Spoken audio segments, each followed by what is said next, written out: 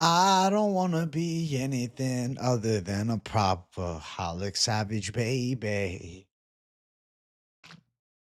All I want to do is hit plus 500 props, or maybe more. I'm sick of betting down minus 200 chalky money lines. We're looking for the value. Oh, yeah, we've been catching dubs every single week. Yo, people, welcome to the show. It is me, AJ. They call me the Prop Man J up in the beach. What's up, guys? Welcome to PropAholics for UFC Qatar. I hope all is well with you beautiful people. Love to the chat. Love to the savage community. What's going on? What's going on? What's going on? I just, been ready for thunder. Listen, you know the drill. If you tune in every week, you know the drill. You know the drill. You know the drill. You know what the drill is? The drill is W's. Everything else, I don't care about. All I want to do is win, win, win, no matter what. Props on my mind. The chat, we can never get enough. Yeah. How's everybody? What's up, guys? Hello to the chat. I see you, savages. Welcome to the show, man. We're going to get into it here in a moment. You guys know the drill. If you haven't watched PropAholics before, it is the most in-depth prop betting deep dive on the internet across every sport, not just MMA, but obviously MMA and every other sport. So we're going through every single fight on the card, and we're going to find the people's favorite prop. At the end, we will talk prop parlays, and we're even going to look for the people's favorite DGen prop as well. So this should be a pretty nice Propaholics episode. I'm happy about last week's card. You guys and I, we both had success. Listen, it was pretty Wville for not just the chat last week, all right, but me too. If you remember Propaholics last week, we saw some pretty good calls by the community, like myself calling Blanchfield to go out and win by submission. The chat also has some nice calls. I just quickly want to run through some shit. All right. So if you watched Propaholics last week, you guys know there was some quality from the community. All right. There was good looks. There was good looks per usual. All right. Blanchfield by submission plus 500 was mentioned on the show. Okay. Over 1.5, Gregory Rodriguez. Rodriguez by decision, okay? Nickel by KO, I had mentioned on the show. Saint-Denis KO, Prates KO, Morales KO. All right, Shevchenko decision was the people's favorite call. So there was some nice things. There was some good looks. And I want better looks this week, you know? So we're going to get into the thunder here in a moment. I will have polls for every fight of the night. About to start it off with the heavyweights here in a second. Just a moment, okay? All right. Bam. Poll number 1 is up, and you guys know the drill if you watch the show, if you watch any of my live streams. The first 5 minutes of the stream are crucial for the algorithm. We need 25 likes in the first 5 minutes at a bare minimum, preferably 40, potentially 50. Swerve, my dog. I don't gamble, so I'm going to skip this stream here, but best of luck to y'all bets. I'm going to be back tomorrow for Lunchtime Live. Have a good night. Hey, Swerve, my boy, Big W, thank you for the $5, and I'll see you mañana for the Lunchtime Live show. What's up, brother, man? Thank you, Swerve, my boy. All right. I'm going to bring up the tail of the tape here. Yes, we are on none other than the great and powerful OBS studio, bro. All right, we don't mess around. I think I can make it a little wider.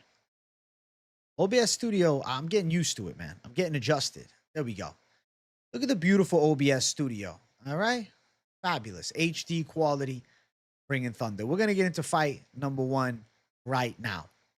So in the first fight, we have Marek Bujło versus Denzel Freeman. I think that Denzel Freeman is really live to win by knockout. I think Bujło has a fabricated record. You look at the guys he has fought, and if you didn't watch the fights, you're doing yourself a disservice. Just like go on YouTube and look at Bujło fighting. and then question what a real fight looks like in his fights. I swear to God, these guys are just laying down and letting him pound their guard, right? Like here, pound the block with elbows. It's the weirdest shit I've ever seen. I do not trust in a guy with a fabricated record. Supposedly, they say he was a champion in Polish BJJ. What does that mean exactly? I don't know. I really don't know what the Polish BJJ looks like. I don't know how the Polacks are at jiu-jitsu. You know who's pretty good, though? Baranovsky. Cezrio Lejczyk looks good. Marek Bujło, though, I got my certified doubts, Chad. I got some serious doubts about this guy. I don't think so. Plus 170 on Bujło, minus 195 on the Freeman side. So we're looking towards betting this fight. And, of course, you can just money line it, right? There's nothing wrong with a beautiful money line. Call it on Freeman. Say, fuck it. I'm going to trust the guy who has the LFA belt. I'm going to trust the guy that seems to have the upside, right? Like, I think that's a smart idea. But there's the element of minus 195 for an unknown in a debut, and that's why we do the props. So I feel as though Freeman by knockout at plus 125 is fairly live here. Now, of course, the Bujło side does have a notable jiu-jitsu base, but who the hell does he beat? Denzel Freeman, he's got 4 knockout wins. He finished Hugo Kuna last fight, who's a Contender Series alumni. He finished Steven Asplund, who's in the UFC and won a contract on Contender Series. Guy fought in PFL a couple of times, Titan FC. He beat Gustavo Trujillo, who at one point was actually a really well-respected guy on the come-up. He's a bare-knuckle boxer now. And the guy is undefeated in bare-knuckle boxing. He actually pulled off a win against Lorenzo Hunt in the first minute back in 2020. So I respect what this kid can do, or I guess this grown-ass man can do. He comes from a base of wrestling, and I feel as though that wrestling defense could really carry against a guy that may very well be bankrupt on the feet. I don't know how the striking of Bujło is. Of course, you know, you can see glimpses of it by watching, the tape that we have, but like there isn't nearly enough. So I'm in a spot where I just have to trust in a guy that has an LFA belt, that has fought some decent competition. I'm not going to trust in some guy who hasn't fought anybody good, anybody even worth noting. I mean, it's a weird scenario because I feel like Bujło is the guy getting the push, right? Freeman stepping into this fight on short notice, but I don't trust in him. Odds for the people in chat are 73% on Freeman to 27% on Bujło. Listen, let's keep it a buck. Let's keep it a buck. Too real to handle. AJ, I apologize for being a bitch. Shout out sobriety. Congrats. Let's get this money. Is too real to handle too lit? Bro, I was so confused by you, bro. I don't know why the fuck you were hating on me, bro. I was really thrown off, man. I thought we were cool, bro. I thought we were cool like that, bro. I was thrown off by that, man. But hey, it's all good, bro. I don't hold a grudge, too lit. I still like you, man. All right, let's run up some of the props. So let's think of it like this. Let's think of it like this. Bujło, he's got a jiu-jitsu game, but he has been ground and pounding people, man. Freeman KO plus 125. Hey, withdrawals, man, I'm sorry. You know what? Too real to handle. My boy too lit. It's okay. Forgiveness is something that I'm very willing to give. I ain't holding it against you. I mentioned it in chat too. It's all good, too lit. Glad to have you back, bro. All right? Glad to have you back, my dog. Paku, what's up, you certified savage? Look at Paku in the chat, bro. Paku's a fucking boy. He's a savage. All right, Freeman by KO. Yes, we're putting that in the poll. KO is plus 125. Seems right. Seems like it's going to hit. We got big boys going after it. Inexperienced big boys. Under 1.5, minus 140. Seems pretty live to hit. Okay. What else do we got? You want to go Bujło? So anybody in chat want Bujło in the lineup? Do you want a Bujło submission, Bujło KO, a Bujło inside distance? Or y'all like, yo, fuck that? Freeman by sub plus 550. I think I'm just going to put that in there, although I think knockout makes more sense.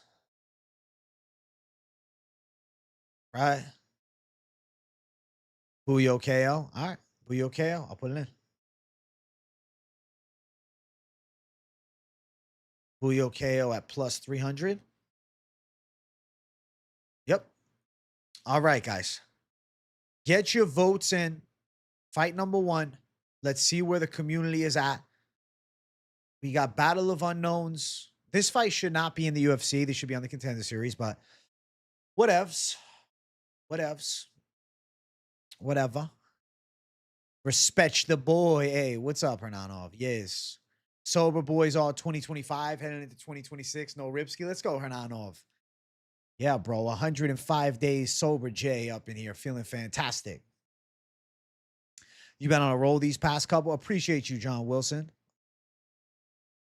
You like fight ends in round 1 live? That's very, you know, you're right. That is very live. Look at the odds for it. Fight ends in round 1. Fight ends in round 1. Look, is the line. Plus 123. Plus 123 for fight ends in round 1. That ain't bad. Paku's 105, Savage second sober, bro. Oh, shit. Paku's built for weed, though. He's a different animal, bro. It's that Polynesian blood, bro. It's not comparable. It's different. And that shit you got over on that side of the world is probably better anyways. Maybe there's less fucking crap in it.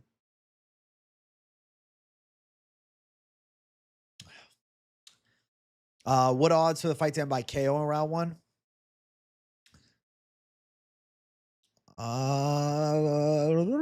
Put me to work, my boy. Plus 170. Plus 170, bruh. Which is not terrible. Fight ends in KO total is minus 210.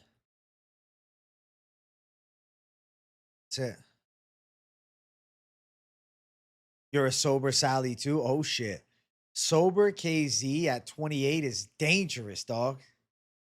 Sober KZ. Yo, guys, make sure you tell KZ happy birthday. Happy birthday, KZ. I know I already said it earlier, but happy birthday, my dog. Hard Rock or Bet Online? Yeah. Hard Rock's just the easiest, dog. Thoughts on Mighty Poland Guru? Disappointing because the show is just getting good. Listen, Guru, he went off, but I saw his live stream. He said, bro, I say crazy shit. I should say it less angrily, but he says crazy shit. Part of what he does, dog.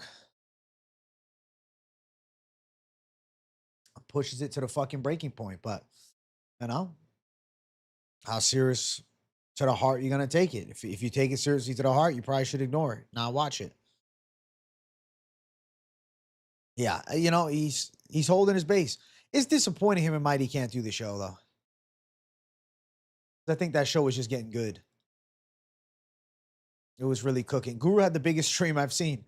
He's bigger from this. You know? The character he plays. At the end of the day, it's not like he's fucking going out and attacking directly to Islam. But I think DJ knew. DJ should be canceled by the dumbass take for high pokes. He said, KZ the Iron ACL. Toughest ACL in the game KZ has. Shit, bro. Kicked so hard it had to snap, bro. Now it's back stronger. Oh, shit.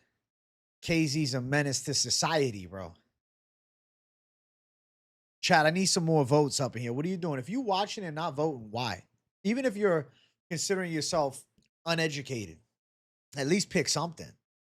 Because we want your votes. Guru fans are unsubbing from DJ. Bro, I was thinking to myself, like, you have two sides. Like, you can't win everybody, right? You have to be you. and whatever it sets forth, the success ratio. And DJ, he's in a weird spot, obviously, because of his affiliations with Team Khabib. He's pretty cool with them, I would say. Such is life, dog. Biggest name in the game. Gets in trouble today, but it's what it is.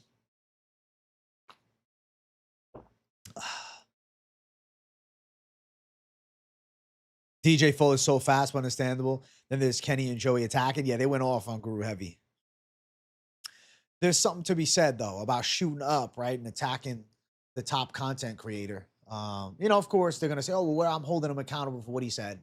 Okay, fair. You know, it's justified. I can't say you're not. But there is an element of, you know, clout that comes from it. Ace Boogie, thank you for $9.99. You're a savage. Assume rumors of Shavkat return in January are true. Him versus Usman on the first Paramount card. #1 contender. Morales versus Garry if he gets past Belal for next. And JDM Prates fight night. I love JDM Prates. I'm fine with Usman and Shavkat, but I don't like Morales Garry. I don't like that. If Ian Garry goes out and wins, he beat Belal, who already beat Sean Brady. And now Morales? Nah, I think it's a mismatched resume stack up. I would say no to that. Thank you for $4.99. Herb, $5 to tell you fucks to vote. Yes, Herb is literally dropping money to tell y'all to make sure you get your votes in because we want your voices heard. This show ain't just about me, it's about us. We get the Experts Guru show now. That might be the next fucking thing, you know? That'll be the next thing. Experts Guru. But now Guru said he's just going to be doing collabs on occasion. Run that train, choo choo, always good content. Thank you, Mini Moo.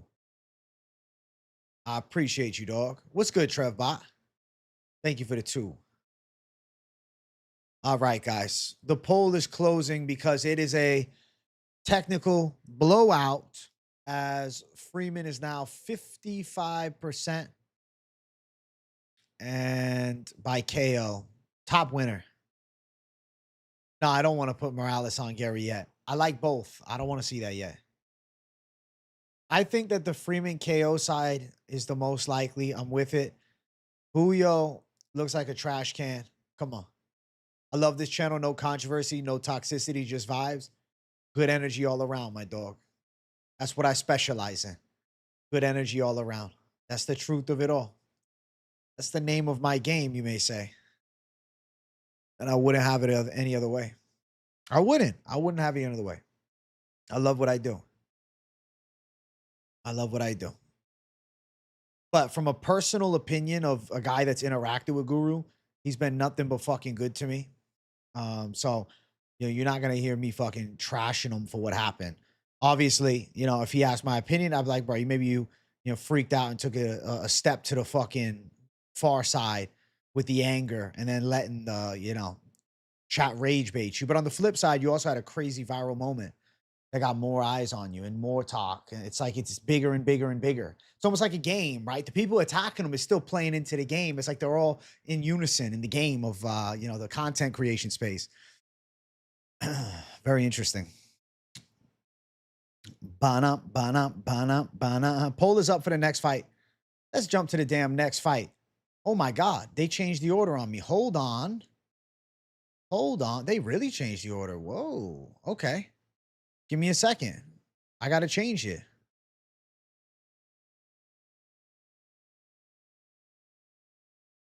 All right. Let's switch the fights. Wow. They change up too fast, chat. Next fight on the card, we got Nurullo Aliev versus Shamrock. I'm hearing it through the community, but Shamrock's got good back takes. Bro, Shamrock's got some jiu-jitsu, though. I'm not picking him against fucking Khabib clone, okay? Nurullo Aliev is a strong wrestler, okay? Nurullo Aliev is good from top position at controlling people. He's undefeated at 10-0. He's 24, all right? I got a 24-year-old prospect versus a 32-year-old prospect. I think for Shamrock's debut, fighting a guy who's undefeated in the UFC right now, undefeated as a pro. And, oh yeah, we're in fucking Qatar. We're in a Muslim country. You know, Nurullo Aliev should be able to dominate the fight. Nurullo Aliev should find top position, beat Shamrock up a little bit. Probably goes distance. Aliev isn't much of a finisher, but I think Aliev at the very least is going to shut down the jiu-jitsu game of Shamrock. I don't think Aliev's high likelihood of getting his back taken. I'll go Nurullo Aliev to one of the scorecards.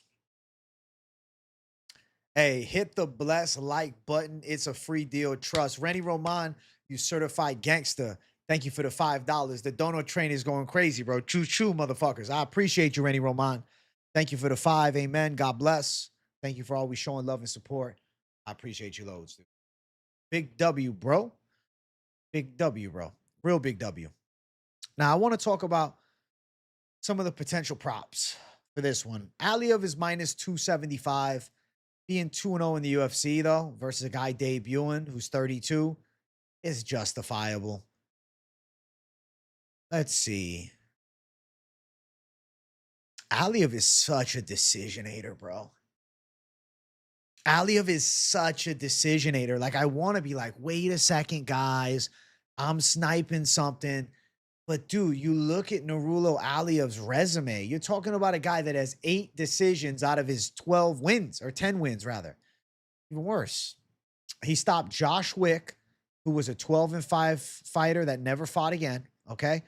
And he stopped in the corner stoppage Rasul Magmek-Bakoyev, who only had 1 win since then and only 1 fight since then. Embrace the grind, Nurullo Aliev style. Embrace the grind, Nurullo Aliev style. Makes the most sense. Minimum 100 like. Let's get it. Let's go, Rennie Roman. Thank you for the 10. Yeah, chat. We blowing 100 likes out the water here. We're at 46. Let's get 50 up in here. Absolute W, Rennie Roman, my boy. Sup, AJ? Just saw an interview with Gary talking confidently as usual about finishing Bujło. Gary to win on points seems the most logical, but a focus Bujło will be a tough fight. I'm going Gary on points, regardless of what he's saying. Of course, he wants to knock out Bujło. Oh, shit. Paku going rock inside the distance. Decision, no action. I respect that. If he pulls off the sub, you're a fucking menace to society. That choo-choo gave you Artem Lowball vibes. Listen, that choo-choo was dedicated to Artem.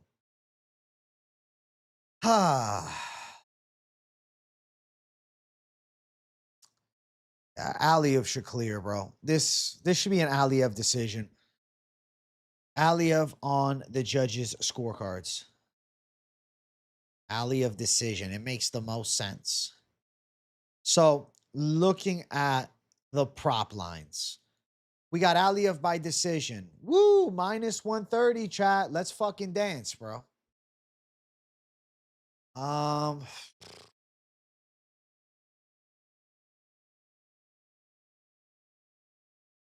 Fight goes distance, minus 155.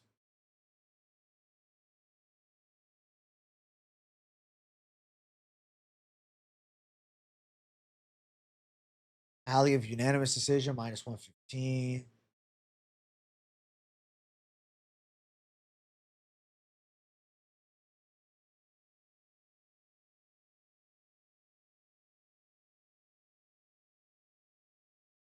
Aliev, oh my God, there's nothing here.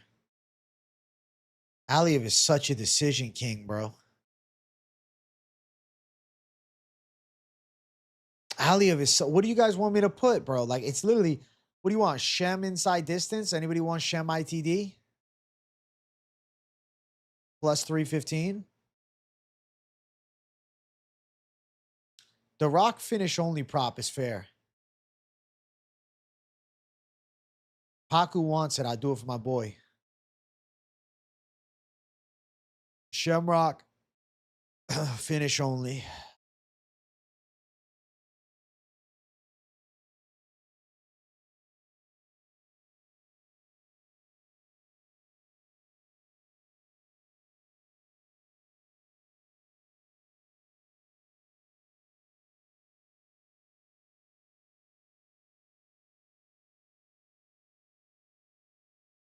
Minus 115. All right. Shem finish only, minus 115. Decisional action. What the fuck else? Aliev could be in trouble. No striking, just diving for legs. My favorite show of the week. I'll be at UFC 323. This channel will help my betting choices. Keep up the great content. Captain Point 4252. Thank you, brother, man. All love to Captain Point. I appreciate you, big dog.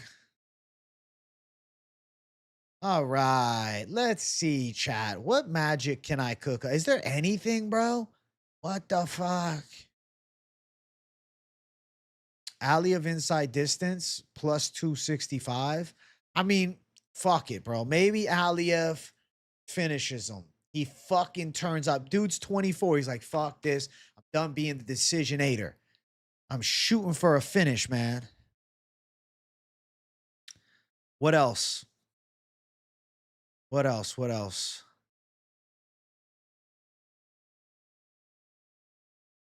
Aliev by sub. I mean, he hasn't shown that ability, though. You know? You think Shem's off the PEDs? Dog, his delts was looking sus in Octagon. He was looking like he was on the sauce. Hey, Trey Good, it's normally a Thursday thing, but this week had a schedule switch. Because of the early start to Qatar, I want to let this show fly. Okay, so Wednesday today. What do you guys want from me? Let me know in the comments right now. You get two options, Aliev sub or Aliev knockout. Let me know right now, please. Let me know right now. I don't know where I'm going, but I'm gonna pick something. I feel a little bit lost on this one. I see 1 for Aliev knockout. There goes 2 for Aliev knockout. 3 for Aliev knockout. 1 for Aliev sub. Aliev Lamprey, of course. We'll put KO. We'll put Aliev KO. Plus 500. Let's say he ground and pounds him. The chat likes that more. Okay? Let's get your votes up in here. Let's find out everything we need to know. Let's find out everything we need to know. I don't know where I'm going. But Shamrock to win don't seem likely. Hey, chat, we're quickly approaching the 30-minute mark of the stream. Let's blow past 50 likes. Make sure you guys smash the like button.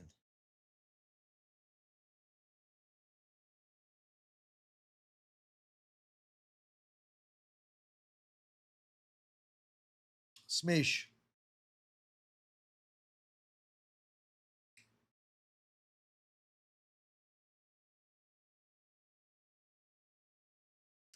Smash the likes.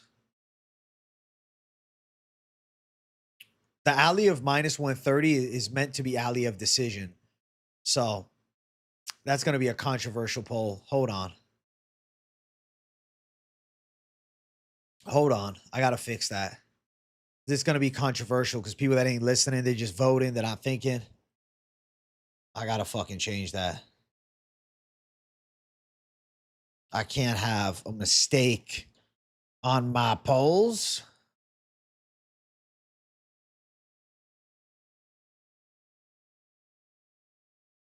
Right. Right.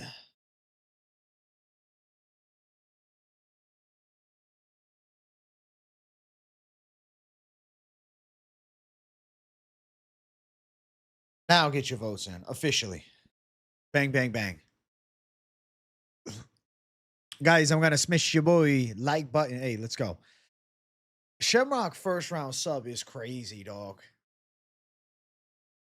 Crazy.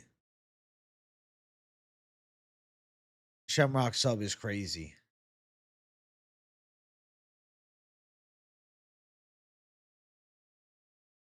Bill Algeo retired, my boy. Bill Algeo retired, bro. He's done. He was looking like shit towards the end, too. Bill Algeo is no more. He's out. Game, set, motherfucking match. Bro, you know what I did on squats today, chat? 325 for 6. I'm pretty hype about it.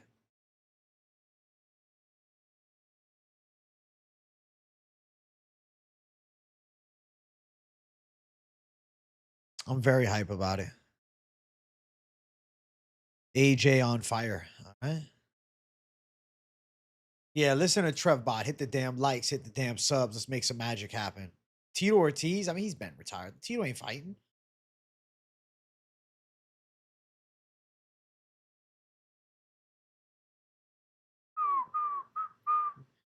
Muslim fighters have a +10 on the morale bar due to Makhachev? Maybe. Habib clone decision is literally like the glaring #1 choice, in my opinion. Yo, it's the Vanilla Gorilla. Vanilla Gorilla J. Bana. Get your votes in the poll chat. Jim finally got a belt machine and a new hip thrust machine that changed the game. I like that for you, Ricky LaFleur. W. W, bro. W to the boy. Open the phone lines, you little thug. You little thug. I took a scoop of Gorilla pre-workout. Gorilla mode. Keeping it classy. It's like the classiest pre-workout. Actually, no, the classiest pre-workout is probably the Bumstead pre-workout. Say Gorilla's #2, though. Classy, you know? It was good. I do a fuckload of mobility before, bro. Your boy's locked in. Yo, no talk about StreamYard, bro. I'm on fucking OBS Savage Mode Studio. StreamYard screwed me, man. I used it for Moneyline. It was okay, but I'm not using it for my streams. I'm still like, I'm on the fence, but I'm probably going to try Streamlabs. I never heard of Nitroflex, bro, but I heard of Got Nutrition before. Wow. Aliev decision is blowing the roof off the gaff, huh? You guys going to see how overrated Aliev is on this card? He's super mid, nothing special. I'm not saying he's the next world champ, but I'm not picking Shem. I'm not picking Shem. And neither are most people in the chat. Aliev by decision. I'm closing this poll out because I just want to move to a fight that, I don't know, intrigues me more. I have a feeling this fight could really suck, but I hope I'm wrong. I hope that this fight's actually good. But I think this could be the snoozer of the night. People's pick on the first fight was Freeman by knockout, Cello. Freeman by KO. All right.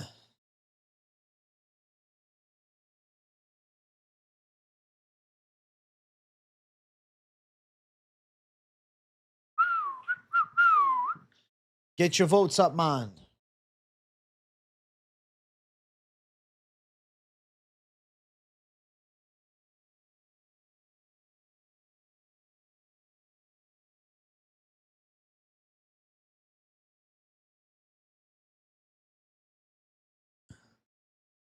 Get your votes up, man.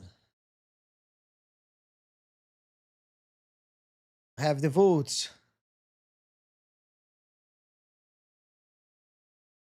All right.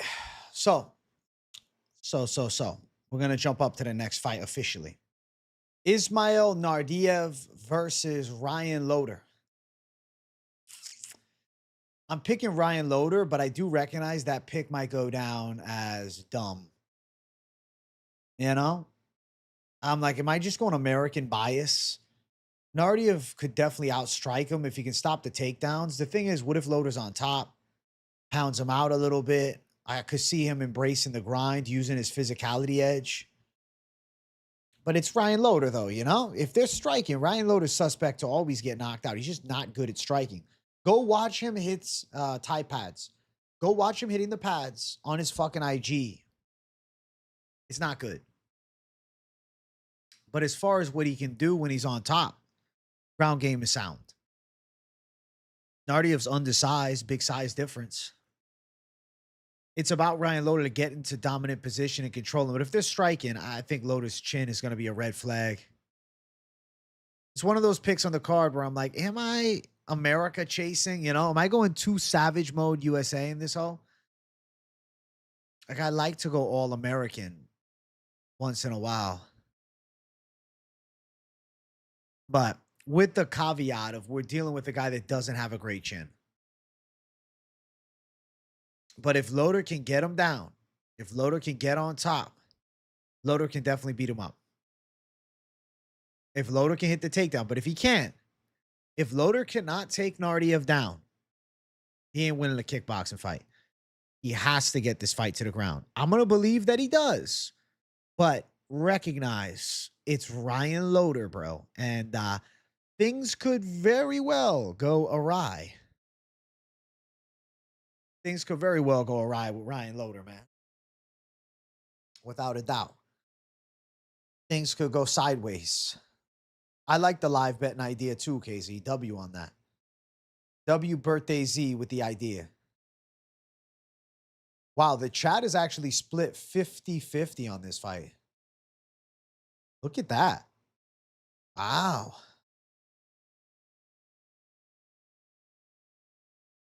50-50 chat? Wow. Let's go, America. Fuck it. Naurdiev is worse than mid. That's why I think Loder has a chance. Naurdiev is just, he's stupid, man. Even the last fight with Park, like, he was stupid. Throws an illegal knee. Like, what are you doing? His kickboxing is nice, but takedowns are a big threat. I'm going to trust in physicality. I'm going to trust in size. I'm going to trust in America. USA. USA. USA. I'm going with the American wrestling. As far as the odds for the fight, Loder's a plus 120 underdog. I think he's a live underdog. Looking towards some other things. I think this fight ends inside the distance. I think it's under 2.5. I think this fight probably ends by KO on either side. I think Loder can embrace the grind and win a decision, but I could also see Loder dropping some ground and pound.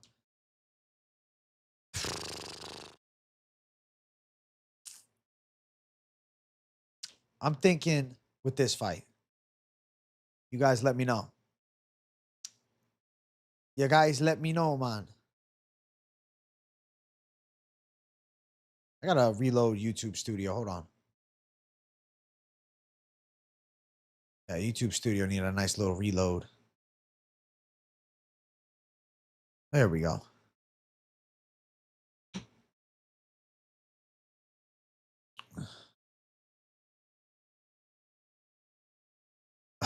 It's an ugly fight. Jonathan Bell, thank you for 99 cents, my boy. I appreciate you. I don't know how to describe it. Is it a lack of care? No, it's just, it's a Ryan Loder Naurdiev fight. I don't know why. I just don't want to talk about it, but I have to. So,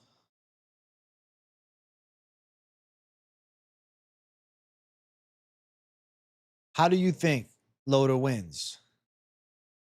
If you're on the Loder side, do we think he gets a ground and pound knockout, smash?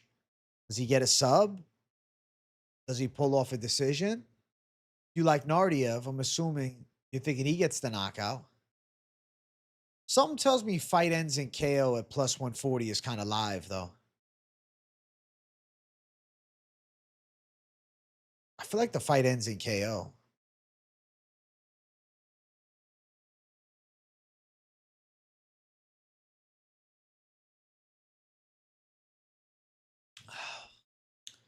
Loder ITD plus 285. I'm going to put fight ends in KO at plus 140.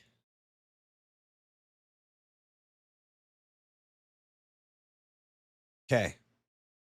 Fight ends in KO. What else?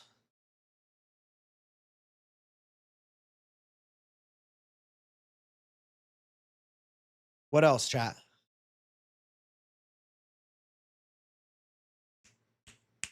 You want just the Naurdiev knockout plus 275? Because there are people on the opposite side.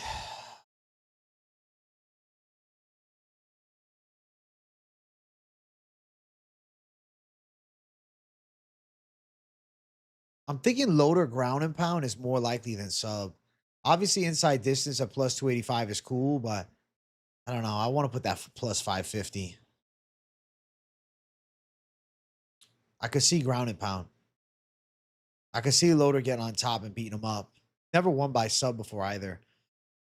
He's a ground and pound specialist. I'm going Loder KO, bro. Ground and pound knockout. So get your votes in. This is actually a fun one as far as what props we discovered. You know, don't judge a fight before you see my lineup on PropAholics of what could go down. This could be madness. This could be crazy. This could be sideways.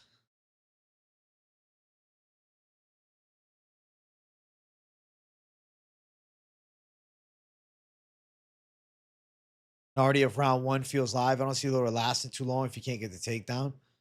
For your sake, let's look at Naurdiev round 1. Plus 450. You like KO round 1? Plus 700 if you like Naurdiev by first round knockout.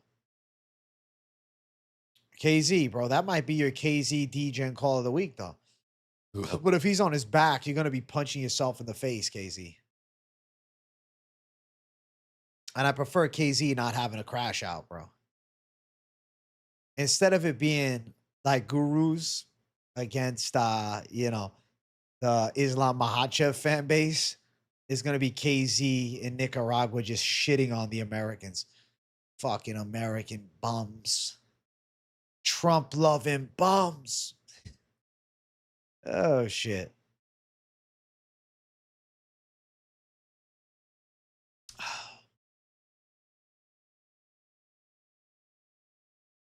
KZ's a savage, bro. KZ's the man. KZ crash out. We need a KZ crash out, bro. Yo, KZ, man, you got to just start doing the crash out of the week and just melt down on a video. At this point, the people are going to start tuning in. Naurdiev is the definition of mid. Naurdiev is nothing but a mid-can journeyman with pretty good kickboxing, but he's trash.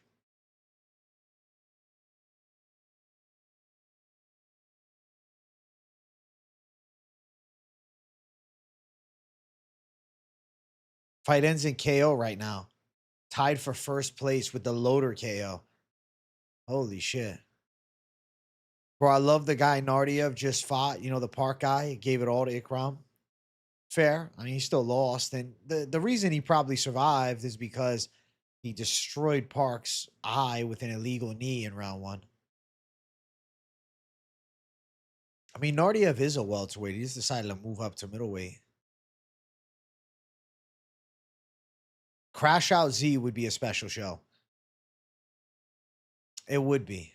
Crash Out Z, it's a show of its own. I highly recommend. KZ with the Crash Out becomes a mainstay. The Iron Turtle's the boy, bro. The Iron Turtle's a savage. I get it. The Iron Turtle is a sound fighter in all areas. And he did go the distance with him. But like the caveat is he hit him with a blatant illegal knee that sliced his eye, though. So, you know, I'm just saying. The crash hour with KZ, just a crash out stream.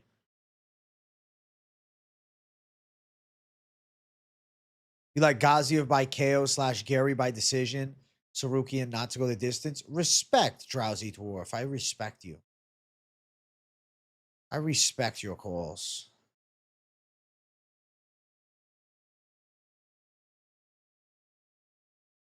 I'm looking at the poll and it's too close for me to close yet. Let's get at least 2 more votes up in here, guys. Yeah, man, we're getting the votes. I like Gaziev by KO, Garry decision, Tsarukyan not to go the distance. I think that's a pretty live 3-leg. I agree with that. I agree with that completely. I think you're on to it.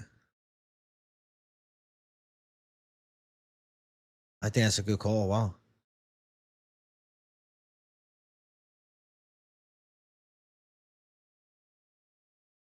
No, the Iron Turtle's definitely not a bad loss. True. Even though Naurdiev, destroyed him with a knee in the first round, which I just think aided to the fight being a little closer. You know? All right, I'm about to close out the poll. I need some excitement up in here, man. I'm closing out the poll in 10, 9, 8, 7, 6, 5, 4, 3, 2, 1. The poll is closed.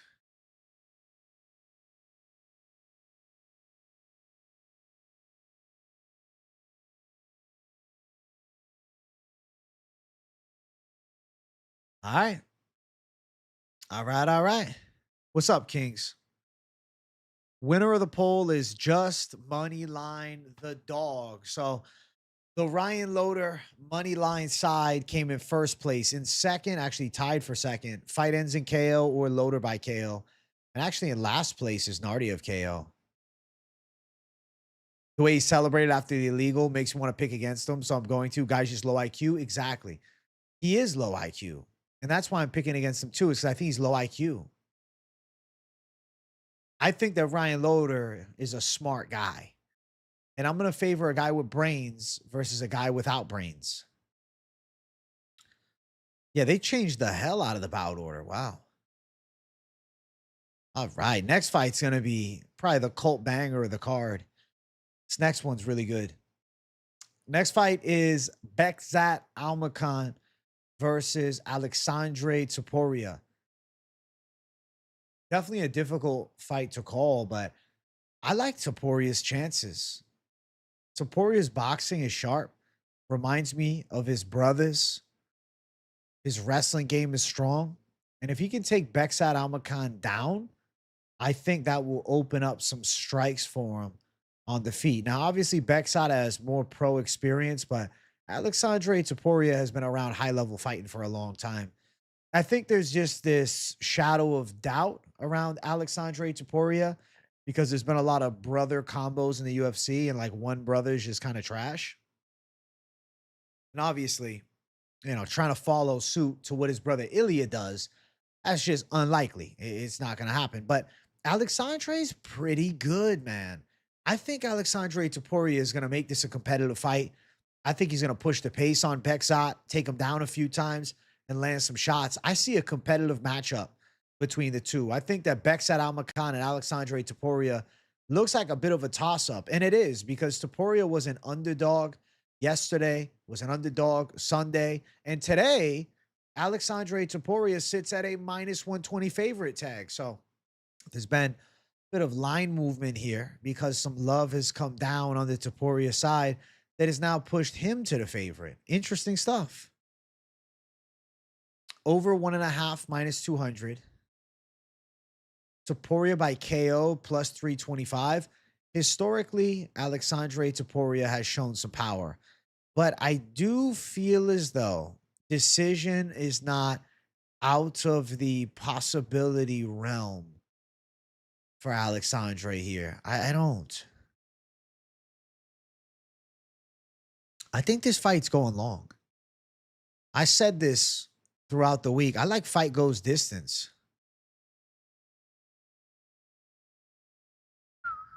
I would like to see that too, Ron Lock. KZ's got good stuff, man. Birthday Z brings thunder. Topuria is only a slight favorite winning the people's poll so far, so I'll leave it up a little bit longer. I like this fight going distance at plus 160. I think that's sneaky, man. Bekzat KO, Ilya won't be happy. Listen, Bekzat's good, but Alexandre is different. I don't know, man. I like both, but I think Alexandre by decision makes a lot of sense. Topuria by decision sits at plus 250, whereas Almakhan decision is plus 450. I think we're going long.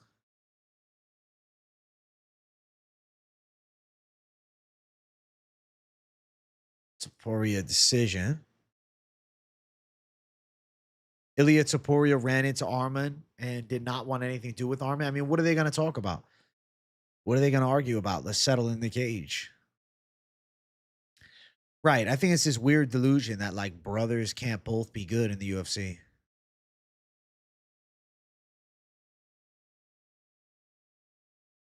Listen, Topuria's striking output in a debut, though, that was his first fight in the UFC. I think we got to cut him some slack. Bro, if Arman wins this weekend, though, there's no ducking. Like, you need to fight Arman. Think Big Bro's getting slept? The Almakhan KO side seems to be one that folks like.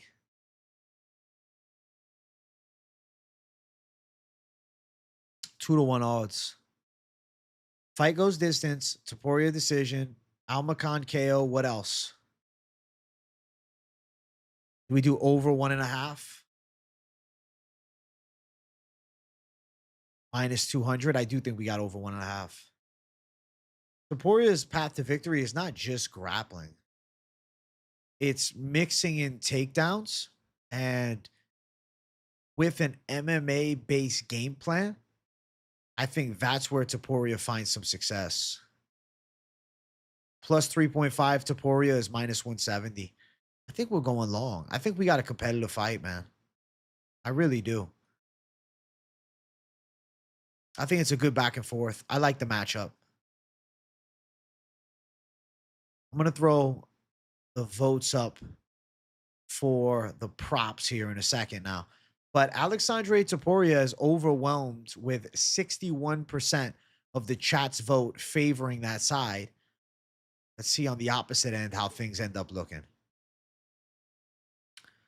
It is a great prospect fight. You're right. I completely agree. It's prospect warfare between the two. Right. Bam. All right. Get your votes in here. So, I don't know. Something about fight goes distance at plus 160 makes sense to me. I've been feeling this fight going long all week. The way I see them matching up, I foresee a decision. I do.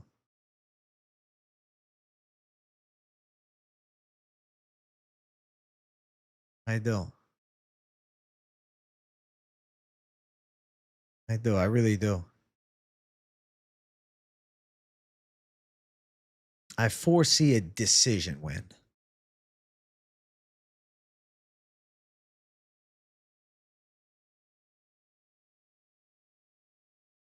You can see Topuria decision also. Hey, let's go round lock. Topuria on the cards, man. But this fight just going 3 rounds, I think it's highly probable. If Topuria is on the sauce, I think the wrestling will be better. I see decision. Almakhan's striking is pretty good. I don't foresee him being knocked out. And I don't think Topuria is getting knocked out either. I see a competitive affair between two guys at the top of the line. I'm looking forward to it. I really am.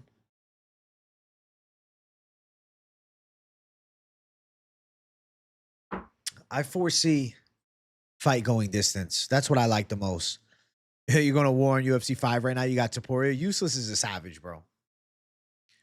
He's a certified gangster. Topuria and Almakhan fight goes distance is way ahead currently in the poll. Get your votes up in this poll, man. Let's get this poll cooking with some thunder.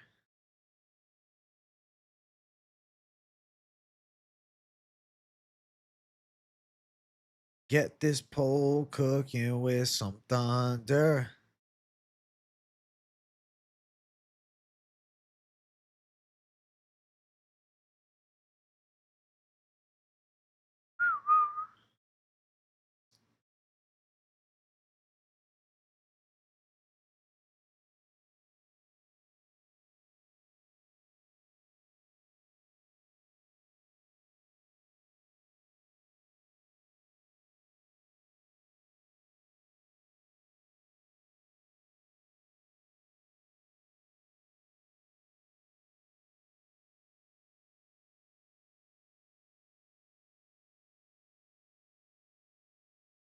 Bana, bana, bana. Bana, bana, bana.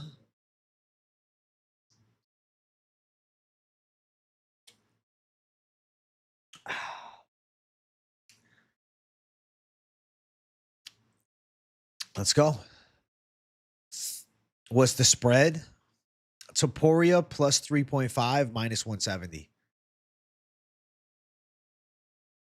You think Topuria is a bit more well-rounded? I feel like he's good. I don't know. It's like naysayers are kind of against him because of the fight against Thickness not being like a destructive win. But that was also his debut. He hadn't fought in a while. I think consistent Alexandre Topuria could end up really showing out here. All right. Fight goes distance is way ahead. I'll leave the poll up for another 30 seconds. Guys, we are at 65 likes live as we're quickly approaching the 1 hour mark of the stream. Let's get 70. Let's make it happen. Thoughts on Arman minus 13.5 at minus 185. I think Arman very well finishes Hooker, but in case goes to the scorecards, I don't see Dan winning around. It would be a surprise if he wins around. I think you're onto it. But if it's 49-46 across the board, you lose with that, Thomas. So depends. I mean, I like inside distance. I like, Topuria. I like Tsarukyan submission. We'll talk about it here soon. All right, I'm closing out the poll. And it seems like the chat is pretty into fight going the distance at plus 160. I think it's a deceptive prop. I know Beksat Almakhan is, a good striker with power and being pushed in that direction. But I like this fight going distance at plus 160. Topuria to win by decision is plus 250. That came in second place. The over 1.5 in third is minus 200. Yeah. If the fight is close, I think they give it to Topuria off name value. I don't know about that. I don't know about that. I don't know about that in Qatar, but, I think Topuria will get it on the cards justifiably. I don't think it'll be a robbery or anything like that. I think Topuria, proper decision incoming.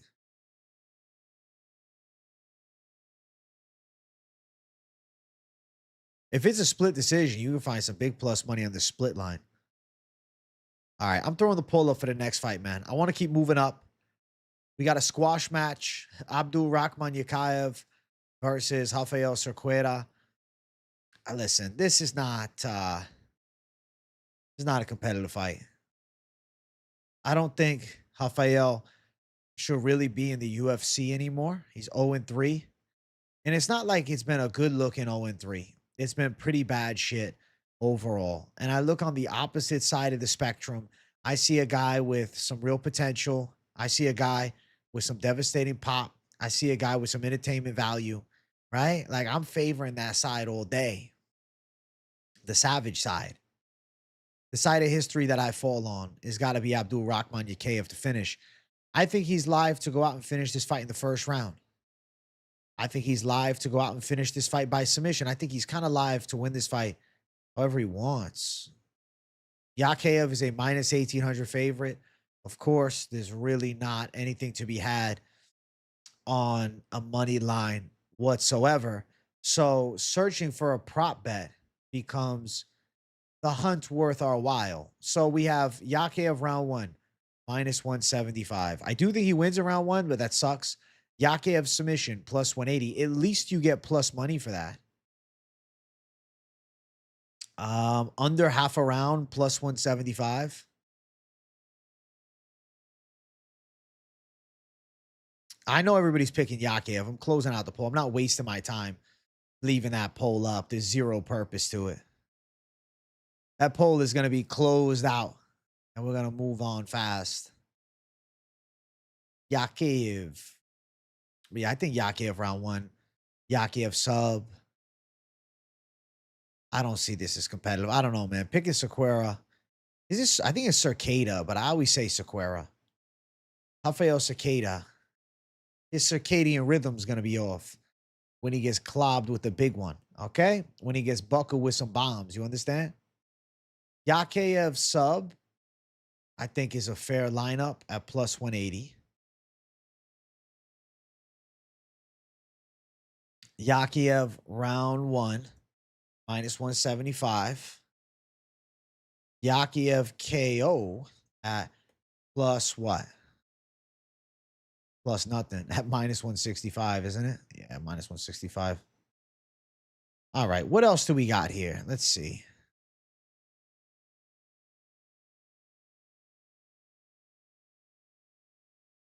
Yakhyaev wins under half a round. It's only plus 180. Are you shitting me?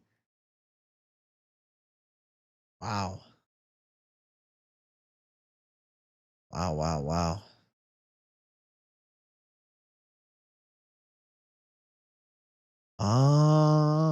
Ave Maria.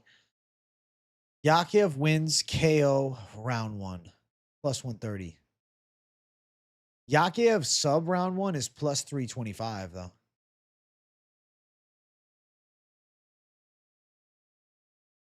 Yakhyaev round 1 is minus 175. You got to worry about that chin. He's definitely live to be knocked out. What do you guys like? What do you guys think about Yakhyaev submission round 1 plus 325? You got to go KO most likely. It's plus 130 for a KO.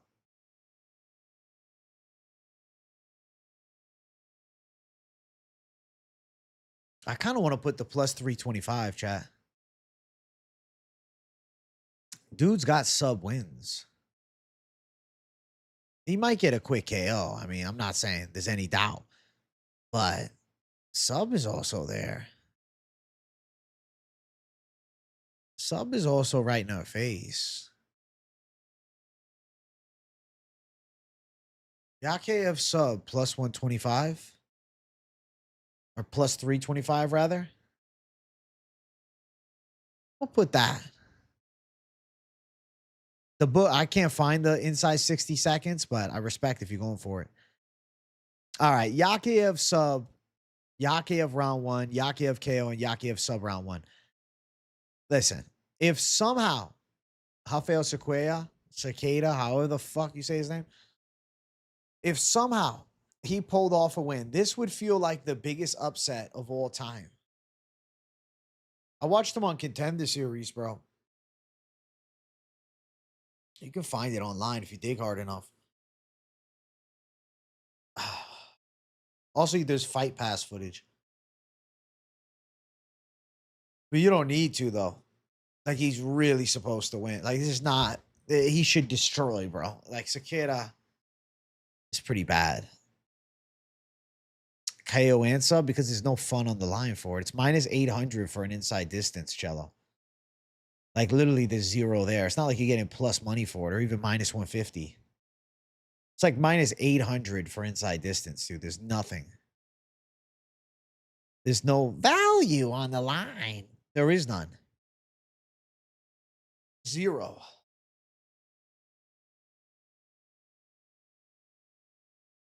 He survived his last fight, true, but Julius Walker does not have, I don't think, the best finishing instincts. He kind of just overwhelms people on the lower levels. Adam Bernstein, no comment on that, all right? That was a dark time. That was a different time in the game, all right? Long time ago. But I was right that Ibo Aslan was eventually going to get exposed, though. And the Kute Laba call was money against him. He is a fucking mid. You see the real Gianni on a football betting live, bro? He's involved in all sports, man. He's a sports gambler delight. He's laying it down on the value side of some NFL calls. Respect to him. You were right. I'll give you that. Thank you, Adam Bernstein. Ibo Aslan has turned out to be a trash can. Submission to prove a point. I like submission. It's plus money, too.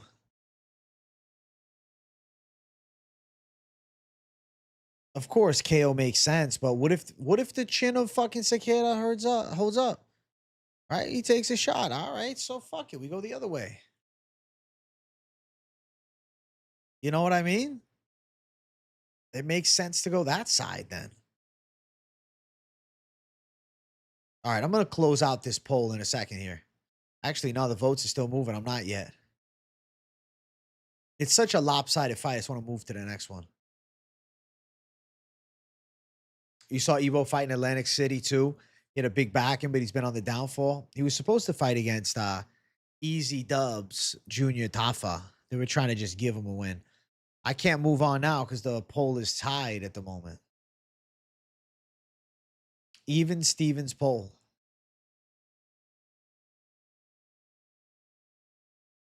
Down the center. Even AF.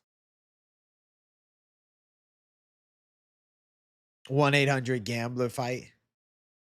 Well, Yakhyaev should pull this one off. I think this fight should be fairly quick. Yakhyaev round 1 is the winner of the poll. I don't think to anybody's surprise. 0%. Ebo's fighting Polish Power. Ebo's fighting Ewo.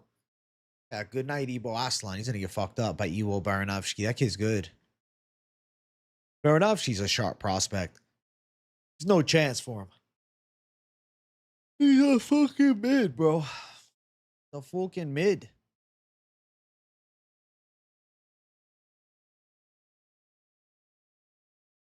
All right. All right. The polls are going to keep running, and I'm going to keep jumping. Up next, we got Alex Perez versus Asu Almabayev. I'm going to predict Asu Almabayev gets a win by a decision here. If you guys watched yesterday's show, you know that I like the over 2.5 a ton. I also think Almabayev decision makes a shitload of sense. I expect it to be a fairly competitive fight. I think Alex Perez could give Almabayev some trouble standing. He has pretty good pressure too, but I do expect Almabayev to secure some takedowns and garner enough control time to pull off a decision win, especially in Qatar. But I like Alex Perez's dog tough style. He's got pretty good pop in his hooks, and he's got nice pressure with his heavy low kicks and forward moving style. Like, he gave Mokaev a bit of a fight. Granted, he was taken down a bit there. I definitely don't think Alex Perez is going to somehow win, or, you know, very low likely that he wins. But I could see Alex Perez making this a competitive fight and not getting completely blown out of the water here, which is why over 2.5 at -170, I think is pretty damn likely between the flyweights here. Almabayev by decision at +120, pretty damn likely as well. And then you're looking towards anything that catches the eye. All right. What the? They don't have the. Can somebody tell me the +3.5 on Alex Perez?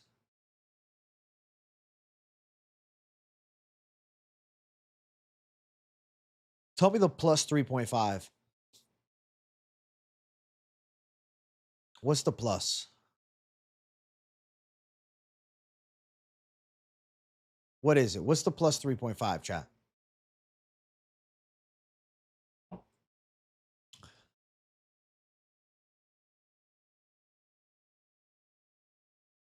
Damn, Almabayev only -188 now. The line has come down a bit.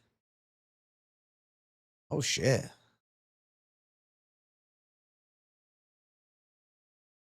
Oh, shit. Oh, shit. All right, well, this poll doesn't need to stay open any longer. Almabayev is at 80 plus. Not even competitive. A complete another poll blowout, really. 84% on Almabayev, which I expected. I mean, I do think he goes out and wins. I think Perez can make it fairly competitive, though. I don't know about Perez getting ran over. Almabayev doesn't have the best finishing instincts at all. Over 2.5 at -170. Almabayev decision +120. Okay.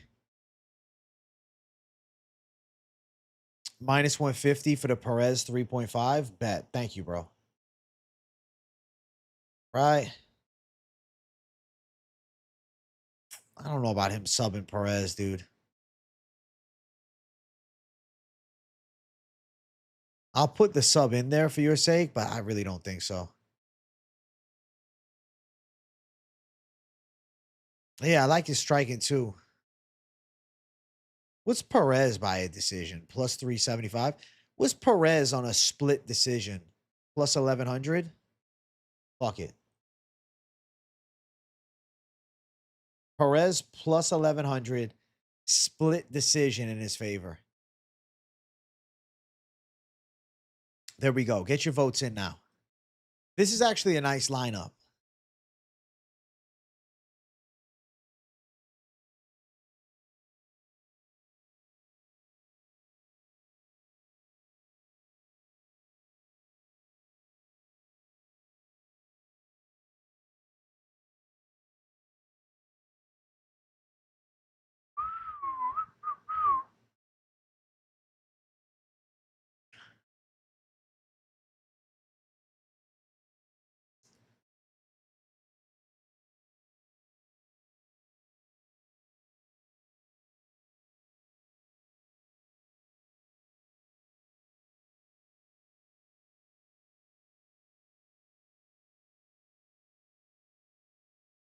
Wow, wow, wow.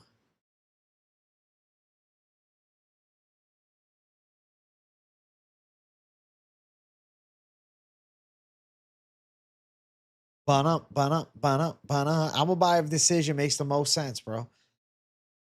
The over 2.5 should cash beautifully, chat. Hey, we're at 72 likes, my people. Let's get 75 up in here as we approach the hour 15-minute mark as we run up these prelims.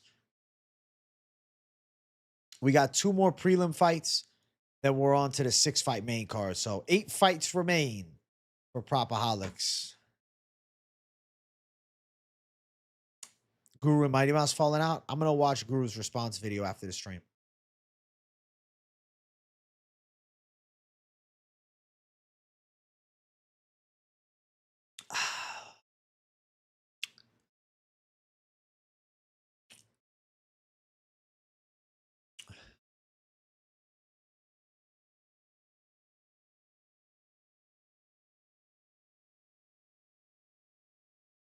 Bang, bang, bang.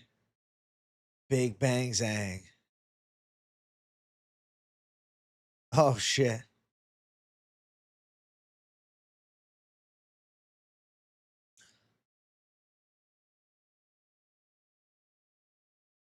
Big bang, zang. Bang, bang, bang.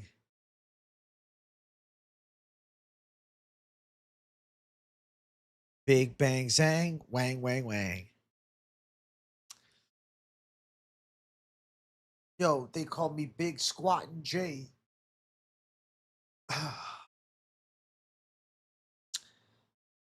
Yeah, yeah, yeah. My man got exposed by Johnny Walker. Oh, shit. Big Bang Zhang is the forgotten one. He's done with. Career over. That's it.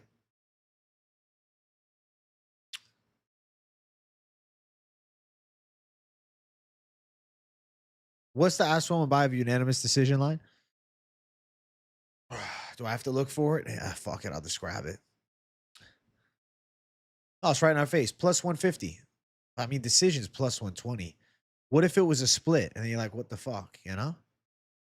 Or upside to the split on the opposite end at plus 1100. Dude, Almabayev is going to embrace the grind. You like Almabayev sub? I wouldn't rely on Almabayev winning by submission, dude. Like Alex Perez, y'all need to understand the guys that submitted him, okay, are recently some of the all-time greats. Alexandre Pantoja and Davison Figueiredo. It's not like he's getting submitted left and right, you know?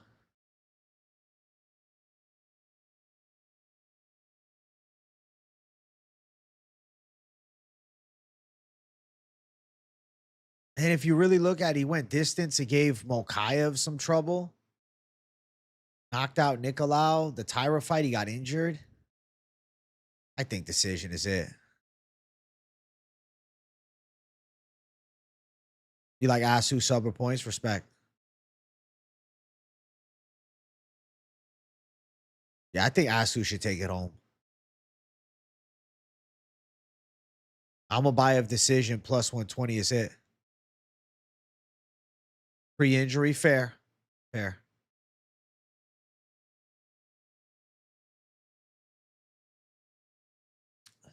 Fair. And understood. So the winner of the poll is Almabayev decision. Sitting all the way up at plus 120. Pretty wide. Big decision jump. My word. Oh, shit. Up next, we got Dalby versus Saigid.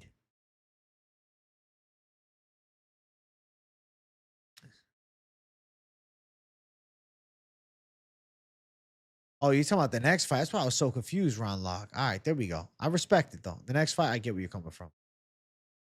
Izagakhmaev.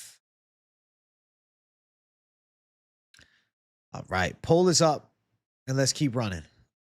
Bang, bang, bang. Next fight, Nicolas Dalby versus Saigid Izagakhmaev. I mean, obviously, I'm going to pick Izagakhmaev, even though he hasn't fought in 3 freaking years. I think that he has the takedown threat and the grappling skill set to give Dalby trouble. Now, does he go out and finish Dalby? I mean, Dalby is 41, so maybe. And this Russian's got some power in his hands, but does he finish Dalby? I like the Russians boxing with the takedown threat. Dalby's always had a good chin. I get it. Randy Brown knocked him the fuck out, but Randy Brown's a high caliber boxer. Randy Brown's a little different.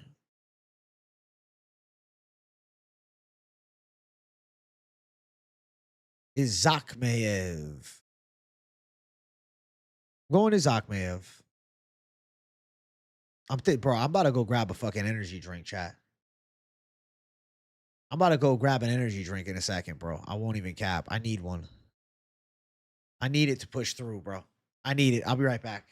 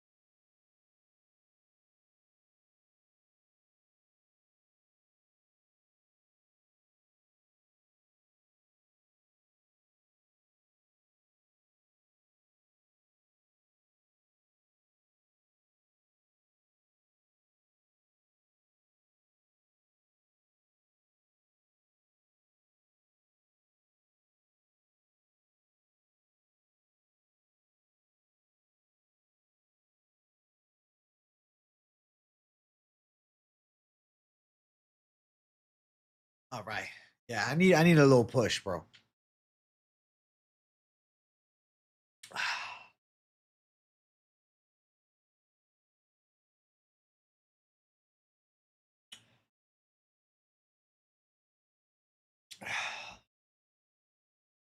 A little half an energy drink to boost the fucking hype. All right.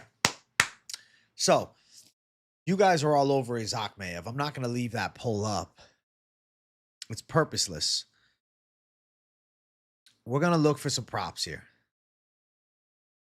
How does Izagakhmaev go out and win this fight? Okay? So, with Izagakhmaev, obviously, sitting at pretty big favorite status here. We can find them. All right, I'm getting pissed now. This is why they changed the fucking bout order, man. Throwing my vibe off. Here we go. Izagakhmaev is minus 315 on the money line. A savage line. Let's see. Aging Nicolas Dalby. Bro, I got an EV by sub at 4-1 odds. Would I be stupid not to include that? Izagakhmaev. I'm putting him in there. Plus 400. Izagakhmaev by sub. What kind of energy drink, bro? It's simple, bro. It's the Alani, bro.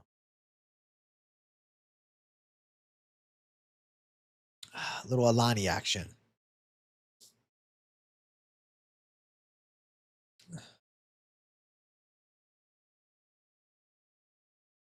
Decision plus 150.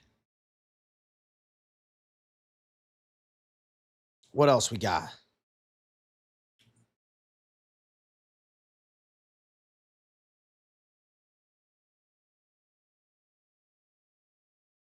Dude, I think Izagakhmaev by sub makes the most sense.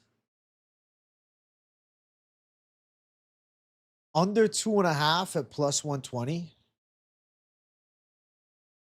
I'm not saying that sub necessarily means it's the most likely outcome, but I think it's live at 4-1 odds. Like, fuck that.